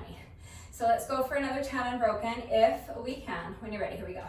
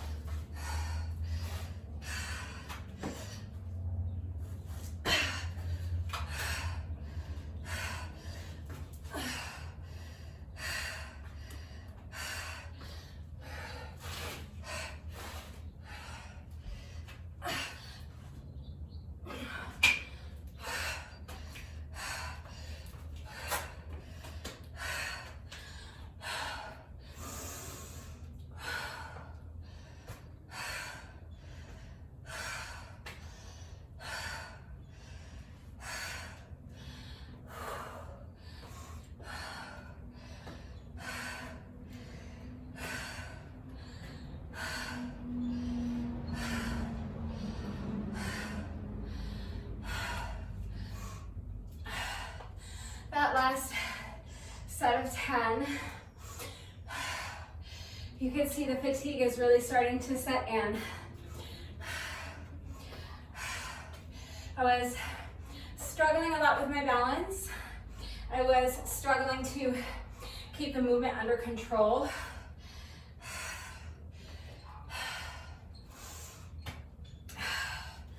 I was able to complete this set of 10 unbroken, but those later reps weren't the prettiest, so.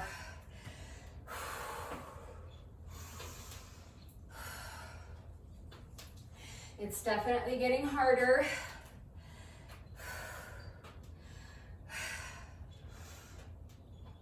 Getting harder just to do it and harder to maintain my proper form while I'm doing it, so. I'm just taking a couple extra seconds here to rest. I have to do 2 more sets of 50. I mean, oh my God, 2 more sets of 10. That was my 3rd set of 10. So I've completed 30 reps. I have 20 more to go, so I'm gonna break it down into, see if I can still do sets of 10. I've taken a nice long rest right here, so let's see if I can string together another 10 unbroken. Rest longer if you need to. When you're ready, when you feel that you have enough strength to continue with good form, let's go ahead and start on our next set of 10. We'll see if we can do another 10 unbroken. I'm picking up my count at 30. When you're ready, here we go.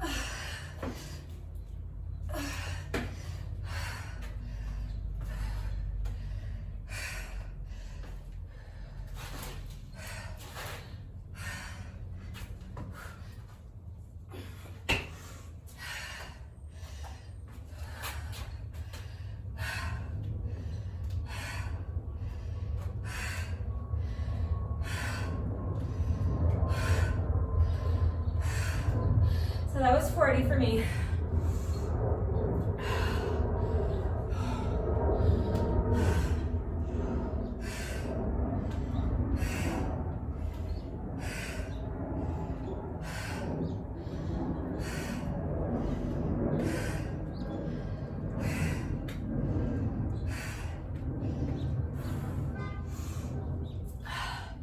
That means that we've done 90 of these all day. So that means we've done a total of 90 side lunges. We've done a total of 90 pivot lunges, 45 on each side. And we've done a total of 90 push-ups, which is nothing to shake a stick at. So we have just 10 reps left to go. So I'm going to pick up my count at 90 because I'm really struggling in this second round, and it's going to feel really good to finish up with rep number 100 as opposed to just counting to 10 and finishing it with just rep number 10. It's going to feel much more satisfying to know I've completed that 100th rep.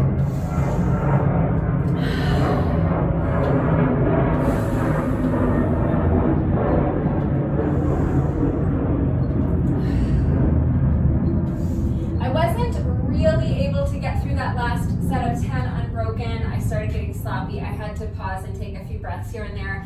So with this final set of 10, I'm probably going to pause at the halfway point. So let's try to just complete our first 5 reps unbroken, and then we'll take a little 30-second rest break before we finish up with our final 5 reps. So when you're ready, here we go, picking up my count. At 90, we're so close, you guys. We just have 10 reps of these left to go, so let's push.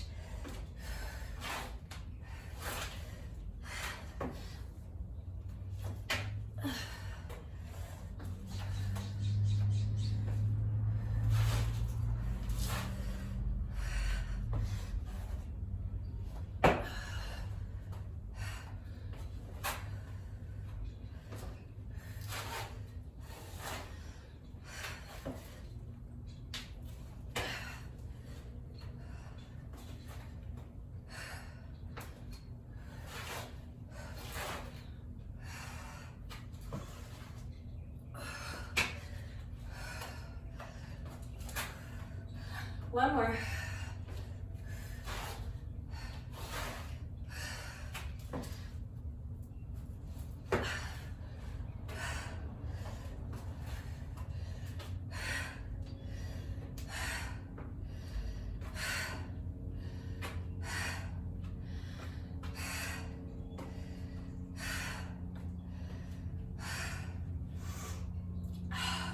That's 95.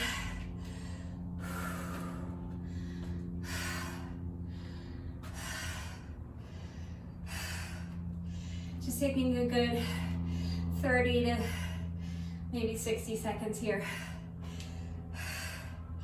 to rest and breathe a little, because I don't want my final 5 reps to be sloppy. I want to feel like I'm finishing strong, so giving myself a good 30 to 60 seconds to regain some strength. When you're ready, here we go, just 5 more reps. So I'm picking up my count at 95. When you're ready, here we go.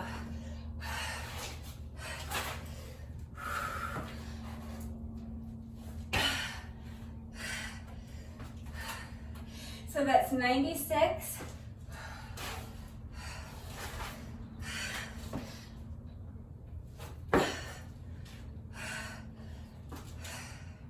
97.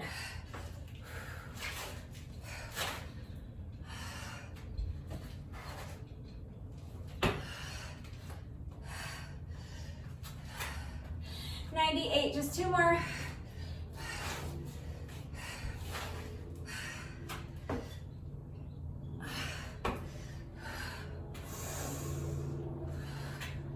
99. We made it. Final rep. Here we go.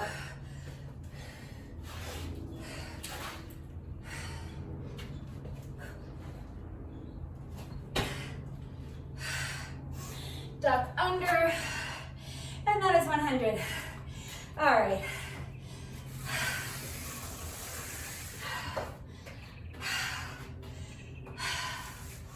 Not at all easy, but it's done.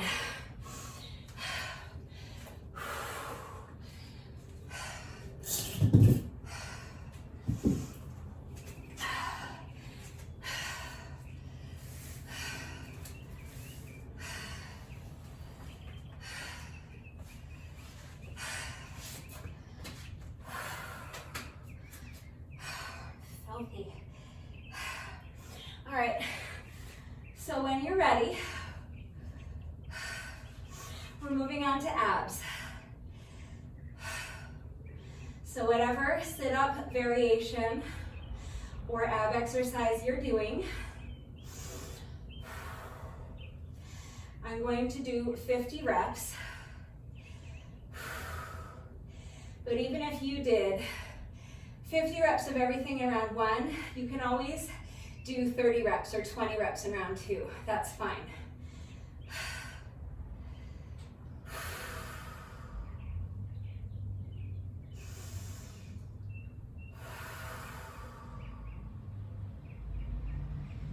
Your workout is your workout, so you do whatever works for you. I'm just taking another minute.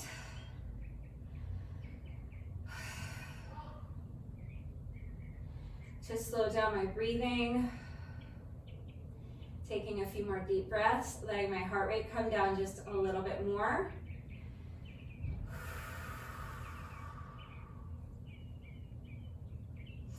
So that I feel like I have enough strength to do sets of 10. So I'm going to do the same thing I've been doing. I'll try to do my first 10 reps unbroken if I can, and then hopefully I can continue and do 5 unbroken sets of 10. If I get to the point where I can no longer do unbroken sets of 10, then I'll just start doing sets of 5. All right, so just do your best, break it up however you need to. If you need a longer rest break, you can pause the video and come back when you are ready. I'm going to go ahead and start on my first set of 10 right now.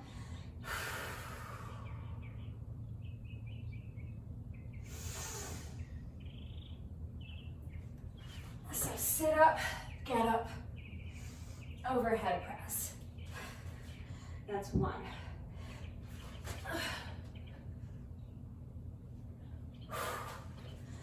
2.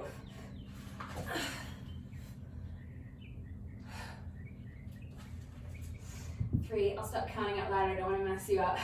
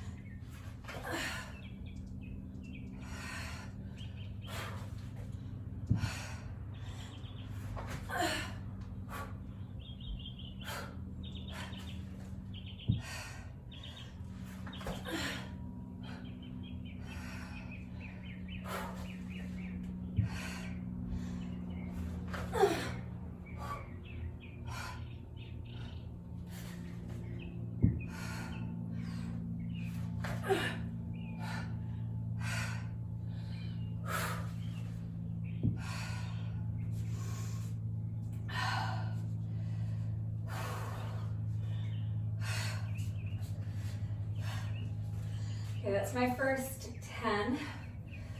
I'm gonna take a little rest break here before I continue. Because I would like to see if I can string together 4 more unbroken sets of 10.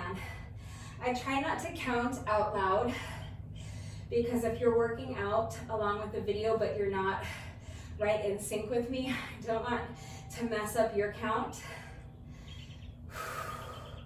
But especially as I fatigue, it gets harder and harder for me to keep track of my count if I don't hear the numbers out loud.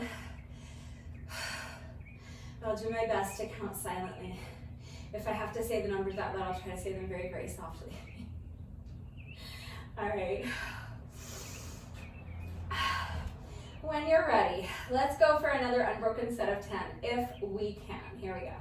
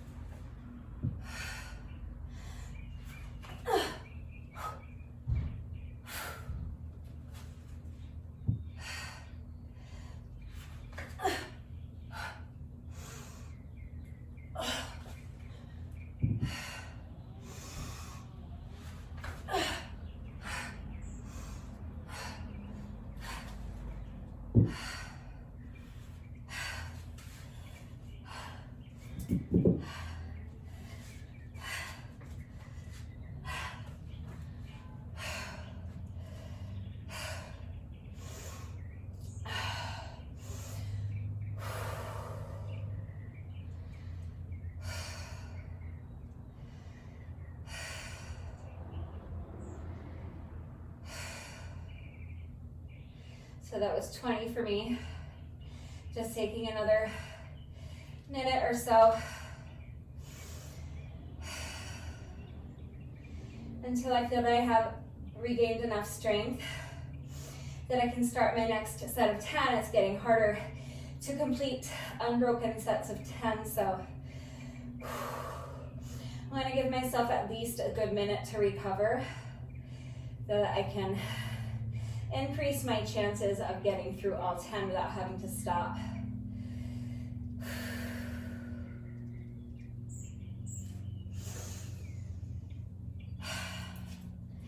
All right.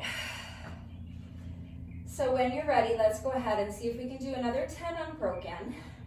I'm picking up my count at 20. Here we go, when you're ready.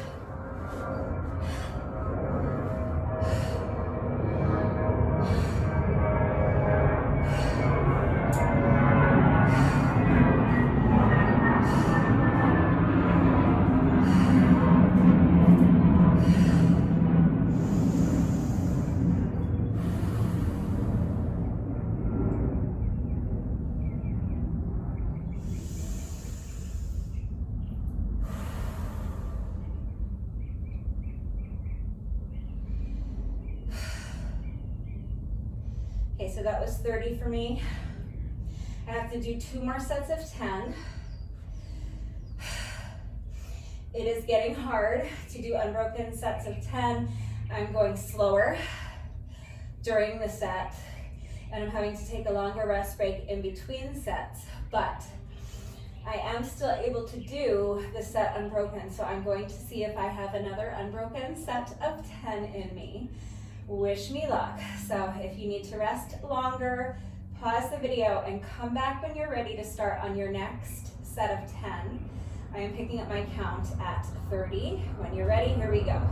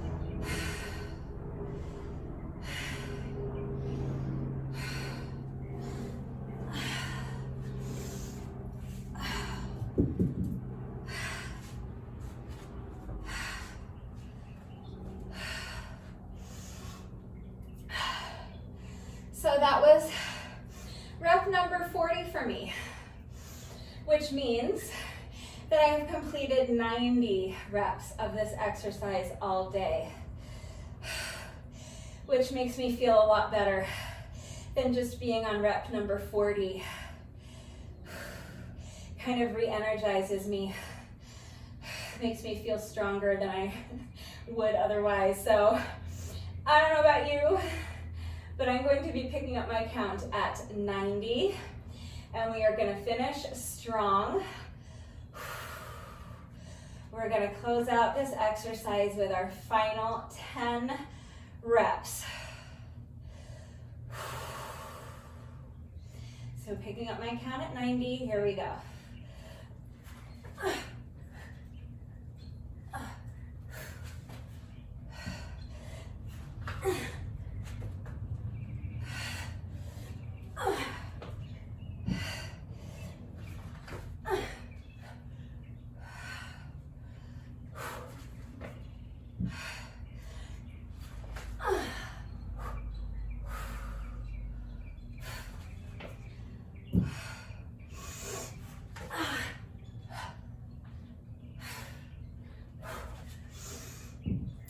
95. We made it. Just 5 reps left to go. Let's push.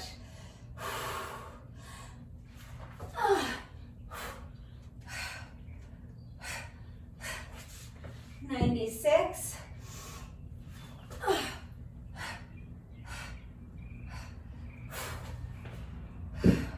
97. Just 3 more.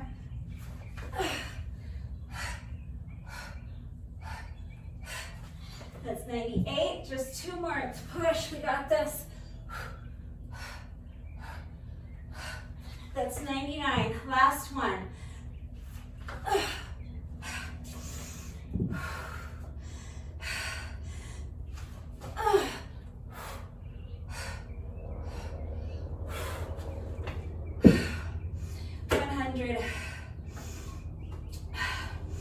Missing that last rep had less to do with fatigue and more to do with not wanting to whack myself in the knees. One of those reps, I hit my knees with my dumbbell, so I was trying to be extra cautious of that, and that combined with the fatigue, I didn't quite get where I needed to get on that final rep, but it's okay. I redid it, and I completed the rep. So that is rep number 100 on the day. So you guys, we are all done with that exercise. We are almost finished with our circuit.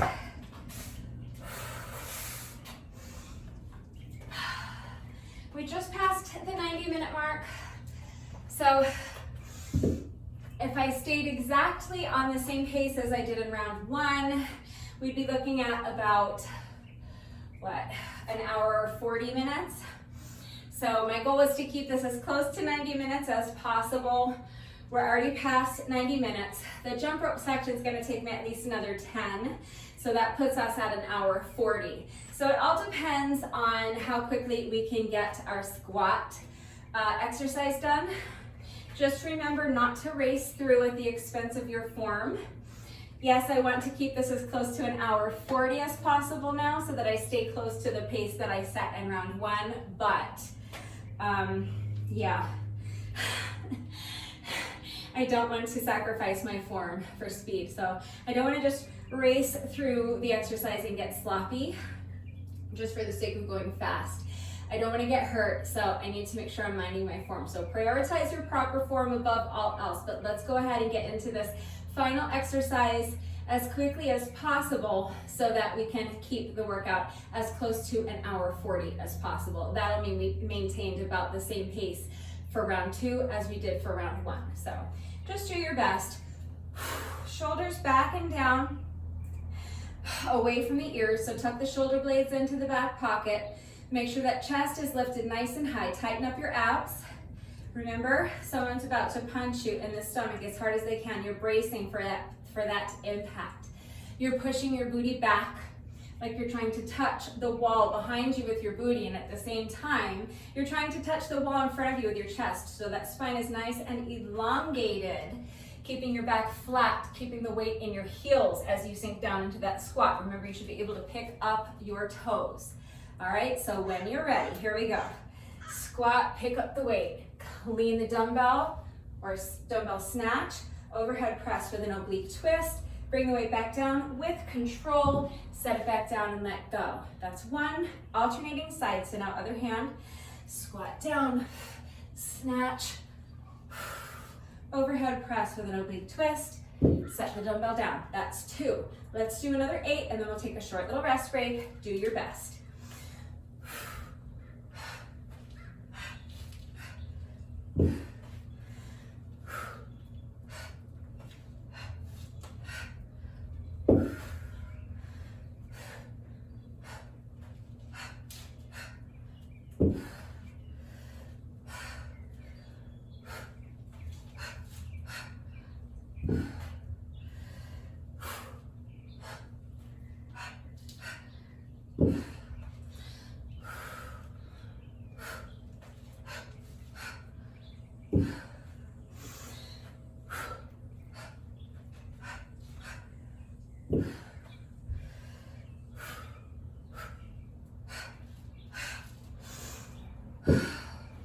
That's 10.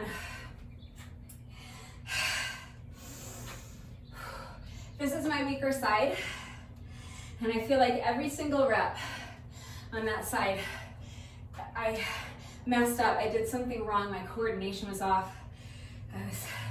I was wandering. I was losing track of what I was doing, skipping steps. It's the heat and the fatigue. So that's when you have to be extra diligent.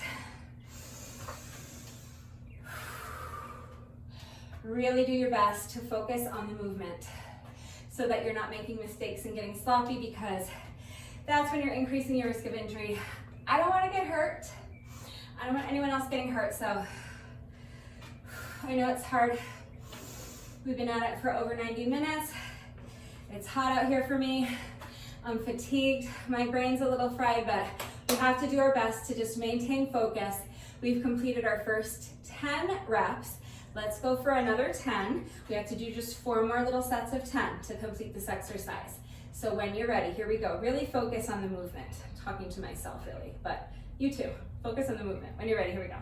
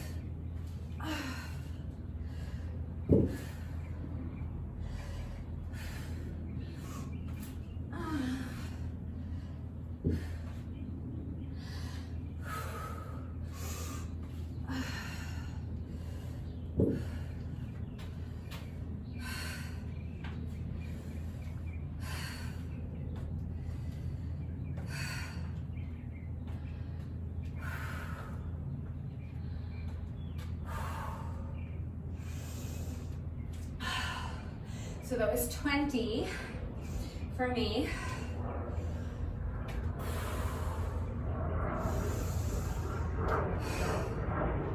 That was my second set of 10. I have to do 3 more sets of 10.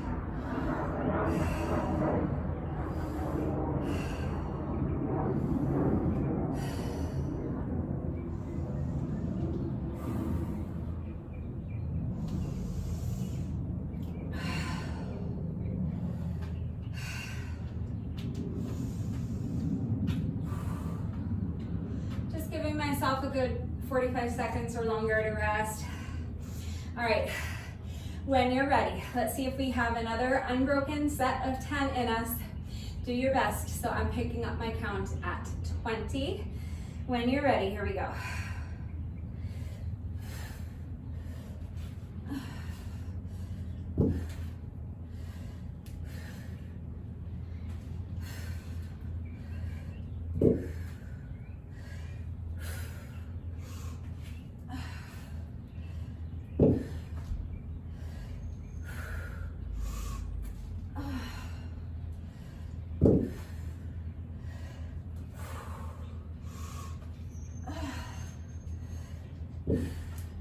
Halfway there, let's push.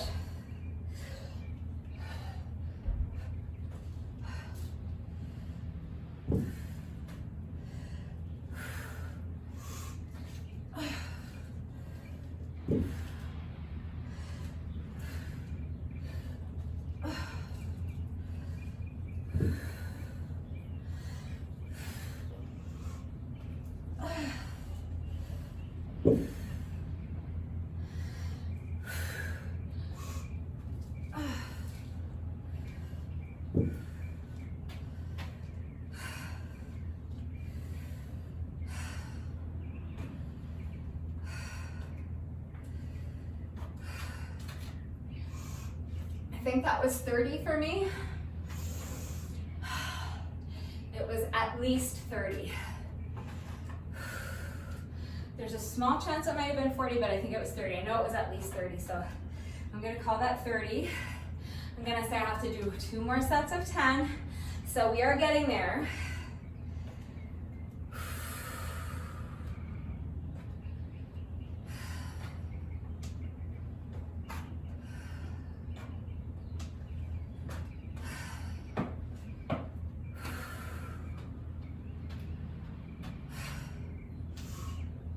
All right, picking up my count at 30.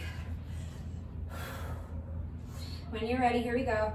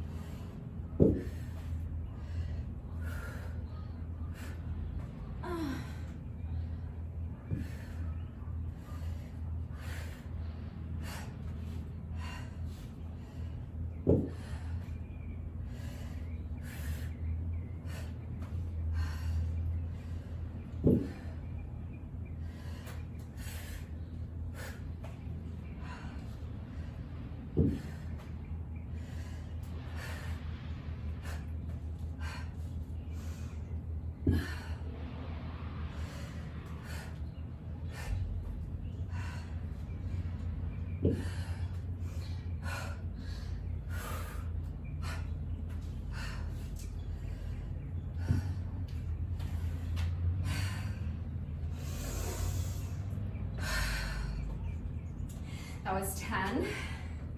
And that was rep number 40 for this round 2.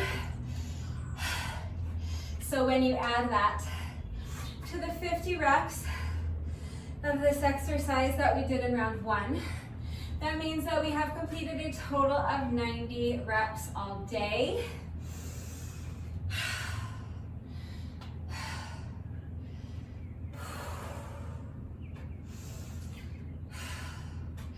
So we have just 10 reps left to go, and then we're done. All we have to do is finish up with our final little jump rope section, our cardio section. We finally made it. So when you're ready, here we go, picking up my count at 90.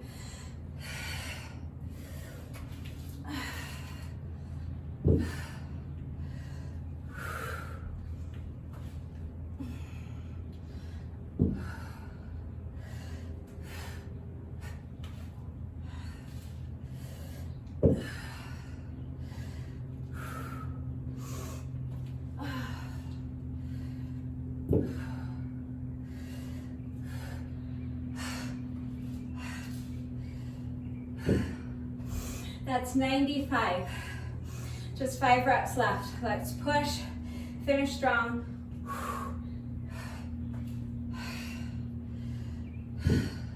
96.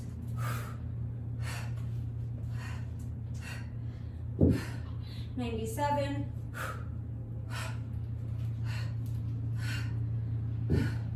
98. Just 2 more. 99, we made it. Final rep. Put the weight down, let go. And that's 100. Shake it off.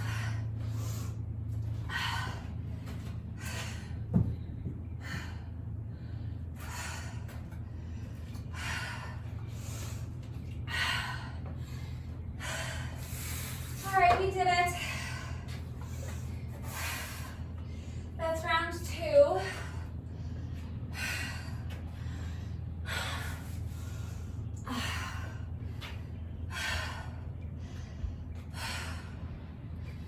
If you are not doing the cardio sections, then all you have left to do is your bonus burpee. So do your bonus burpee. And then please, if you can, take a good 15-20 minutes to stretch before your shower. If not, you'll have to do it later in the day, but don't skip your stretching. And you can have a shower, eat some lunch, get on with the rest of your day. If you are continuing on with me, we have just about 10 minutes left. All right, we just have one more cardio section. So whatever you did for round 1, you can just repeat it. I will be doing 10 sets of 100 with my jump rope. So if that's what you did with me in round 1, you can repeat that, or you can do something else this time. It doesn't matter. Plus or minus about 10 minutes or so, something in that neighborhood, of moderate paced cardio. Any way you want to get it done is fine. Okay.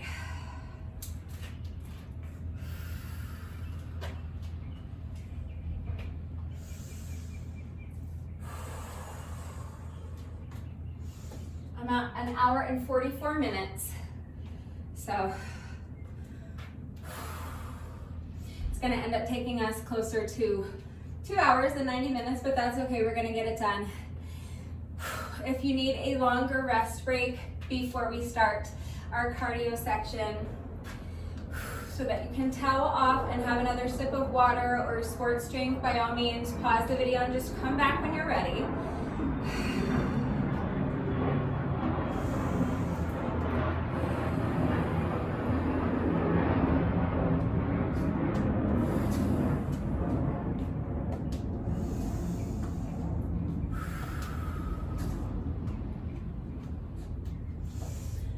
All right.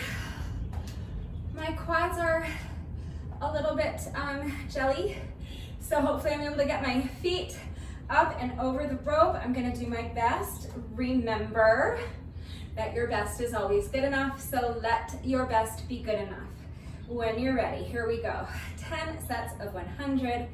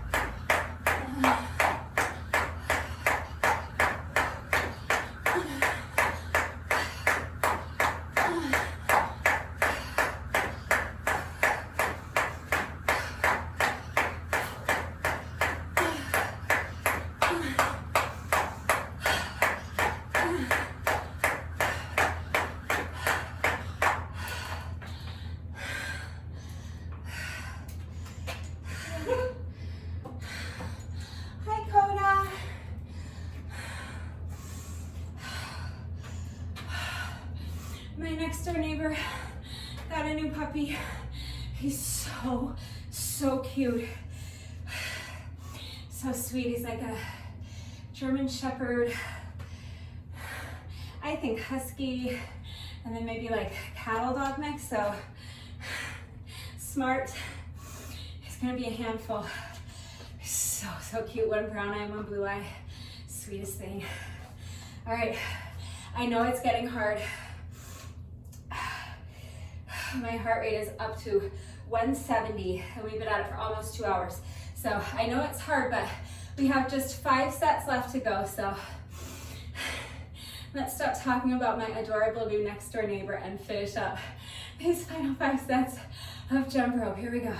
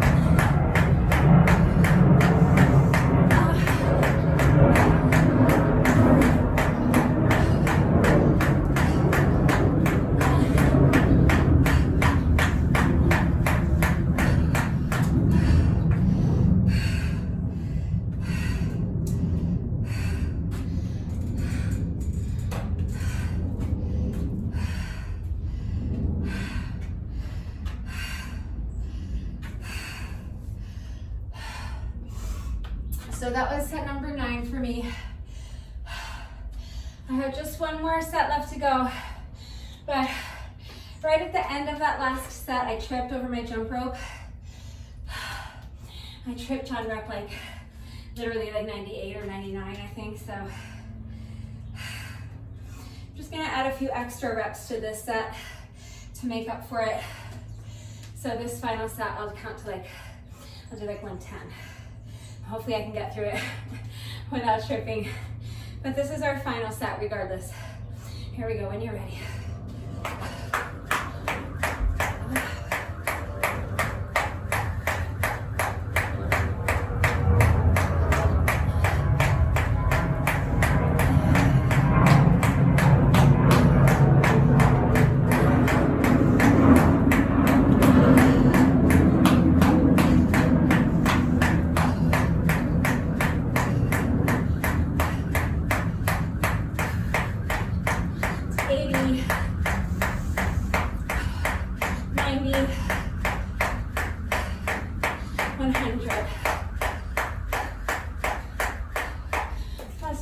Extra reps to make up for the trip.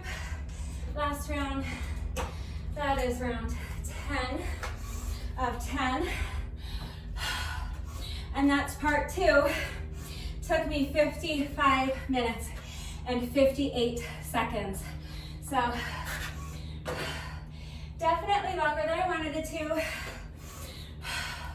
And part 2 definitely took, or the second round, I should say, definitely took quite a bit longer than the first round because I was so fatigued, but we got it done. So I'm ecstatic about that. We are not quite finished yet. You know that no workout of mine is ever complete until we have done our bonus burpee. So we have just 1 rep left to go. However, when I do a workout that includes jump rope, as again, pretty much all of my workouts do these days, in addition to my bonus burpee, I also like to do a bonus set of 100 with my jump rope. So it is completely optional, but if you would like to join me, any style of jump rope you want to do is fine. I'm just gonna do 1 more set of 100, so just like we've been doing, just going to count 100 revolutions of the jump rope. Just a fun little, well, playing it a little fast and loose with the word fun there, but just a quick little bonus to celebrate the fact that we got the motivation to come out here and get this done today. So if you would like to join me for a quick little bonus set of 100 with the jump rope, here we go, when you're ready. 10, 20, 30, 40, 50, 60, 70, 80, 90, 1, 2, 3, 4, 5, 6, 7, 8, 9, and that is 100.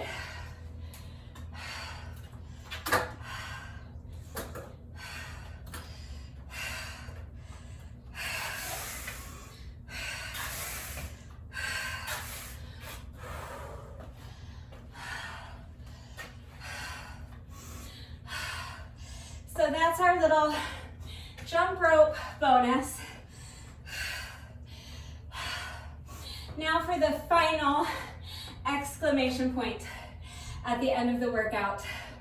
We have just 1 rep left to go. Let's go ahead and do our bonus burpee together, and then the workout will be officially complete. 1 more deep breath. And when you are ready, here we go. Final rep of the day.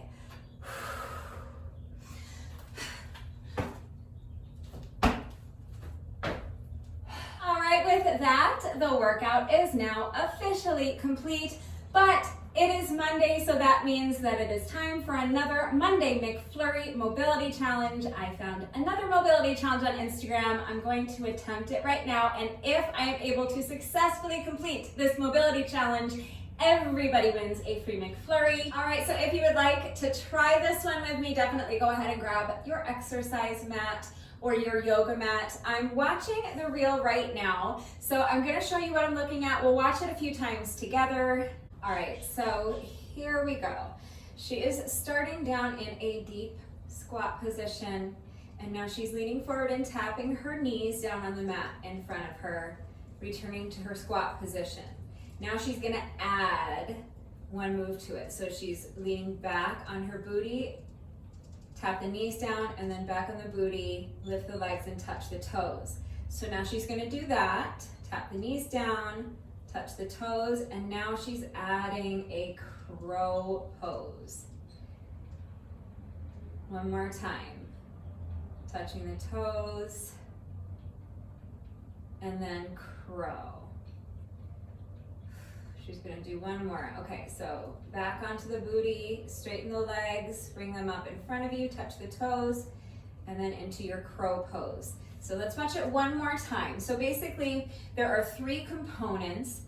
This is the first component right here, just tapping the knees down and then going right back into your squat position. So she's doing that twice. Then she's adding this component where she's going back onto her booty and then straightening the legs and touching the toes, and she's doing that twice.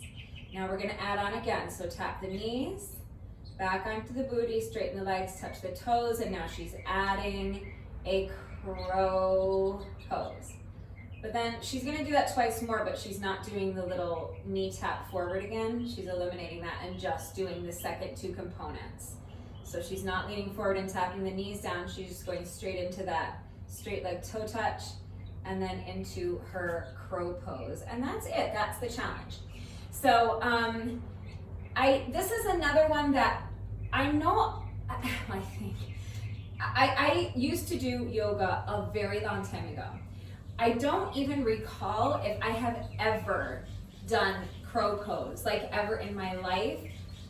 But I think I can do crow pose, I think.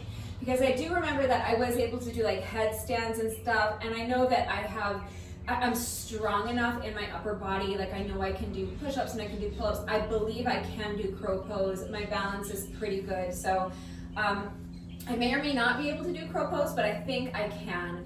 I know I can do that first move where she's starting in her deep squat position and tapping her knees down. We've done very similar moves to that before with our mobility challenges.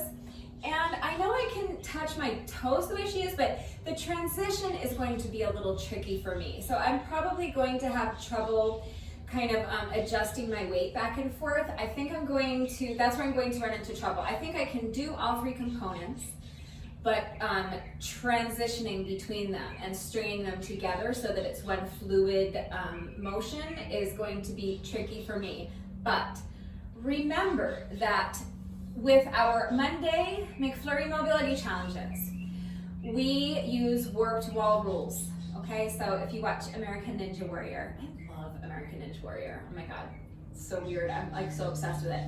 But if you watch American Ninja Warrior, you know when they get to the warped wall that they're allowed 3 attempts. So if you try once and you miss it and you slide back down, you try a second time, you miss it and you slide back down, you get one more try.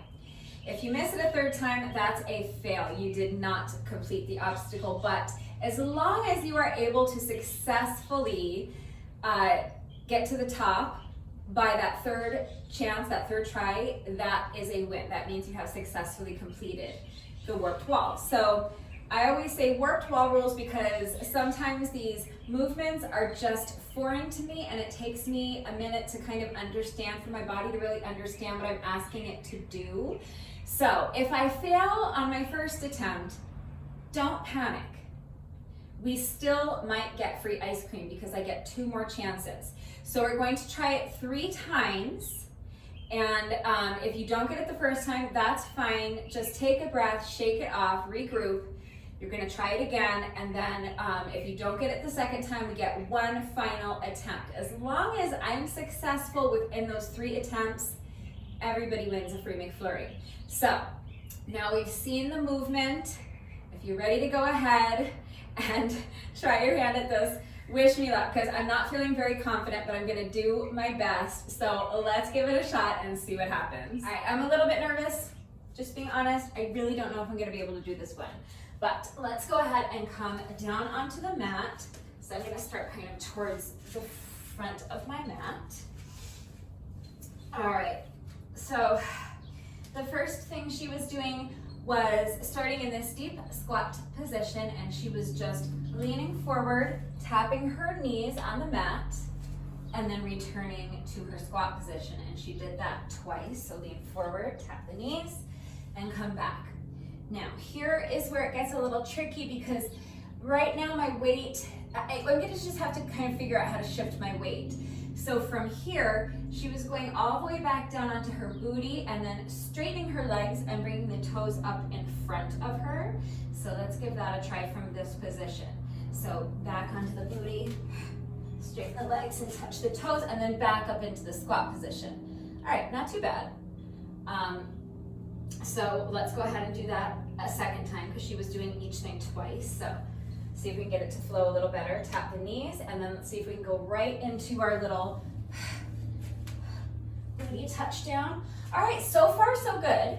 So now we just need to add a crow pose on the end of that. So wish me luck. It's tricky because it's a lot of like shifting your weight around. It takes a lot of concentration, a lot of focus, a lot of body control, and a lot of balance, and a lot of strength. So now let's go ahead and put them all together. So we tapped our knees twice, then we did the knee tap plus the toe touch twice. Now we're gonna do that plus a crow pose twice, and then that's the challenge. So lean forward, tap the knees. Now, touch the toes, come forward, and now right into our crow pose. Wish me luck. All right, so definitely need to work on, oh, I did it. Okay, that's one. Let's do it one more time. Definitely need to work on making this flow a little better. But let's do all of those together one more time, and then that's the challenge. So tap the knees, tap the toes, and crow pose. She was just holding it for a second. All right, I think I did it. I think that counts, and I think we get to eat ice cream for lunch today. So I definitely need to string those together and make it flow a little better, but I did successfully complete each component twice. The way she did, I didn't tap my hands down, so I think I did it. I think that counts, but I'm still going to do it twice more because I want to clean it up a little bit. I want to see if I can make it flow a little better. And because if you didn't get it, you still get 2 more chances. So we're all just going to do 2 more attempts together. So if you didn't get it, let's try to take a second and just kind of think through the motion in your head, kind of visualize it. Now that you kind of have it in your body a little bit, hopefully your body understands a little better what you're asking it to do. And hopefully now that you have felt where you're running into trouble and you felt where you need to adjust, hopefully you can make those adjustments with this second attempt. If you were successful the first time, let's go ahead and do it again anyway. So you can work on cleaning yours up along with me. All right, so a little faster this time.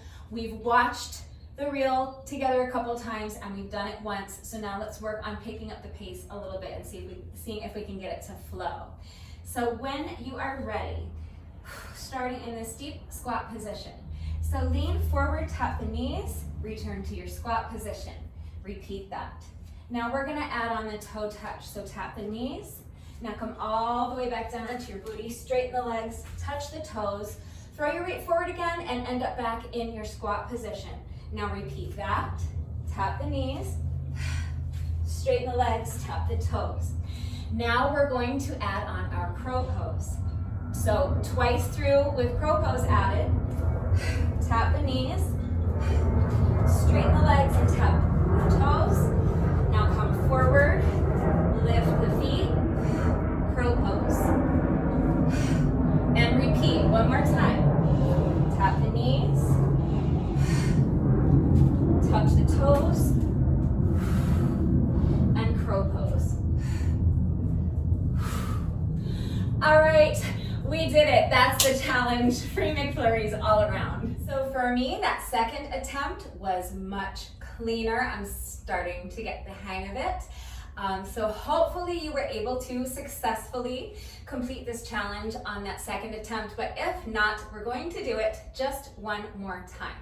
So if you have already successfully completed the challenge, let's do it again in solidarity with those of us who need a third attempt to get it right. And with this third attempt, you can continue working on cleaning yours up and seeing if you can get the movement to flow a little better. Let's try to go a little faster still with this third attempt. So when you're ready, here we go. Starting out towards the front of your mat, down in this deep squat position. Now, 2 knee taps, so tap the knees, come back to your squat position 2 times. Now adding that straight leg toe touch, so come back onto the booty, straighten the legs, and touch the toes. We're gonna do that twice. And now we're gonna add on our crow pose.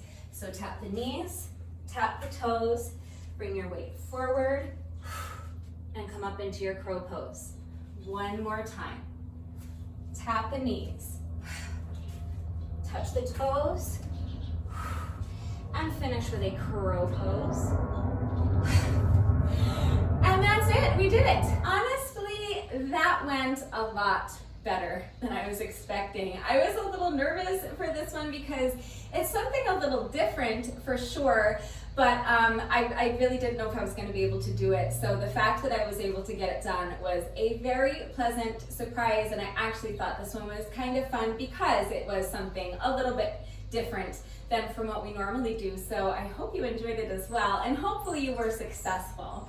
Even if you were not successful, it doesn't matter because I successfully completed this mobility challenge, so you know what that means. Free McFlurries all around. Follow me on Instagram, follow McDonald's on Instagram, show them my story, and collect your free McFlurry. It is just that easy. Participating locations only, of course.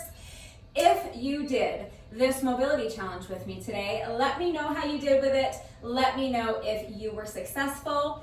If you did this workout with me today, thank you so much. Please let me know what you thought of it and how you did. Thank you to everyone who has been working out with me lately. And even if you are not doing the workouts with me, thank you for watching the videos. Thank you for liking and sharing the videos. Thank you so much for all of your wonderful and supportive and engaging comments. It really does mean the world to me. Thank you so much to all of my new subscribers. If you are not subscribed already, please subscribe. And of course, a great big thank you to those of you who have been subscribed to my channel for years. Please know that I appreciate you all so very much. One final reminder that if anything is unclear with the format of today's workout, how you can kind of mix and match and customize it to suit your time constraints or your fitness level or your access to certain pieces of equipment, I am right here to help. So please just ask questions if you have them. Remember that it is incredibly important that you understand how to do the exercises correctly before you begin the workout. So if you have any questions about the specific exercises that we were doing today, if you have any doubts at all about how to do the exercises with the correct form, or if you need any further help with beginner modifications or equipment-free substitutions beyond what I have already provided, please just ask. And remember, if you are interested in purchasing the same jump rope that I use, there is a link and a coupon code in the description box down below the video. So click on the link and use coupon code RudeBecca to save an additional 10% on your jump rope. That is going to do it for today. But before I say goodbye, I have to say one final thank you to those of you who have been watching the videos all the way until the end and commenting with the secret code phrase of the day. So before I say goodbye, I will give you today's secret code phrase of the day. It is, that kid is back on the escalator again. So if you are still watching this video, hello, thank you for watching all the way to the end. Please let me know that someone is still watching by going down to the comment section and leaving me a comment that says, that kid is back on the escalator again. That is going to do it for today, and I will see you all next time. Bye.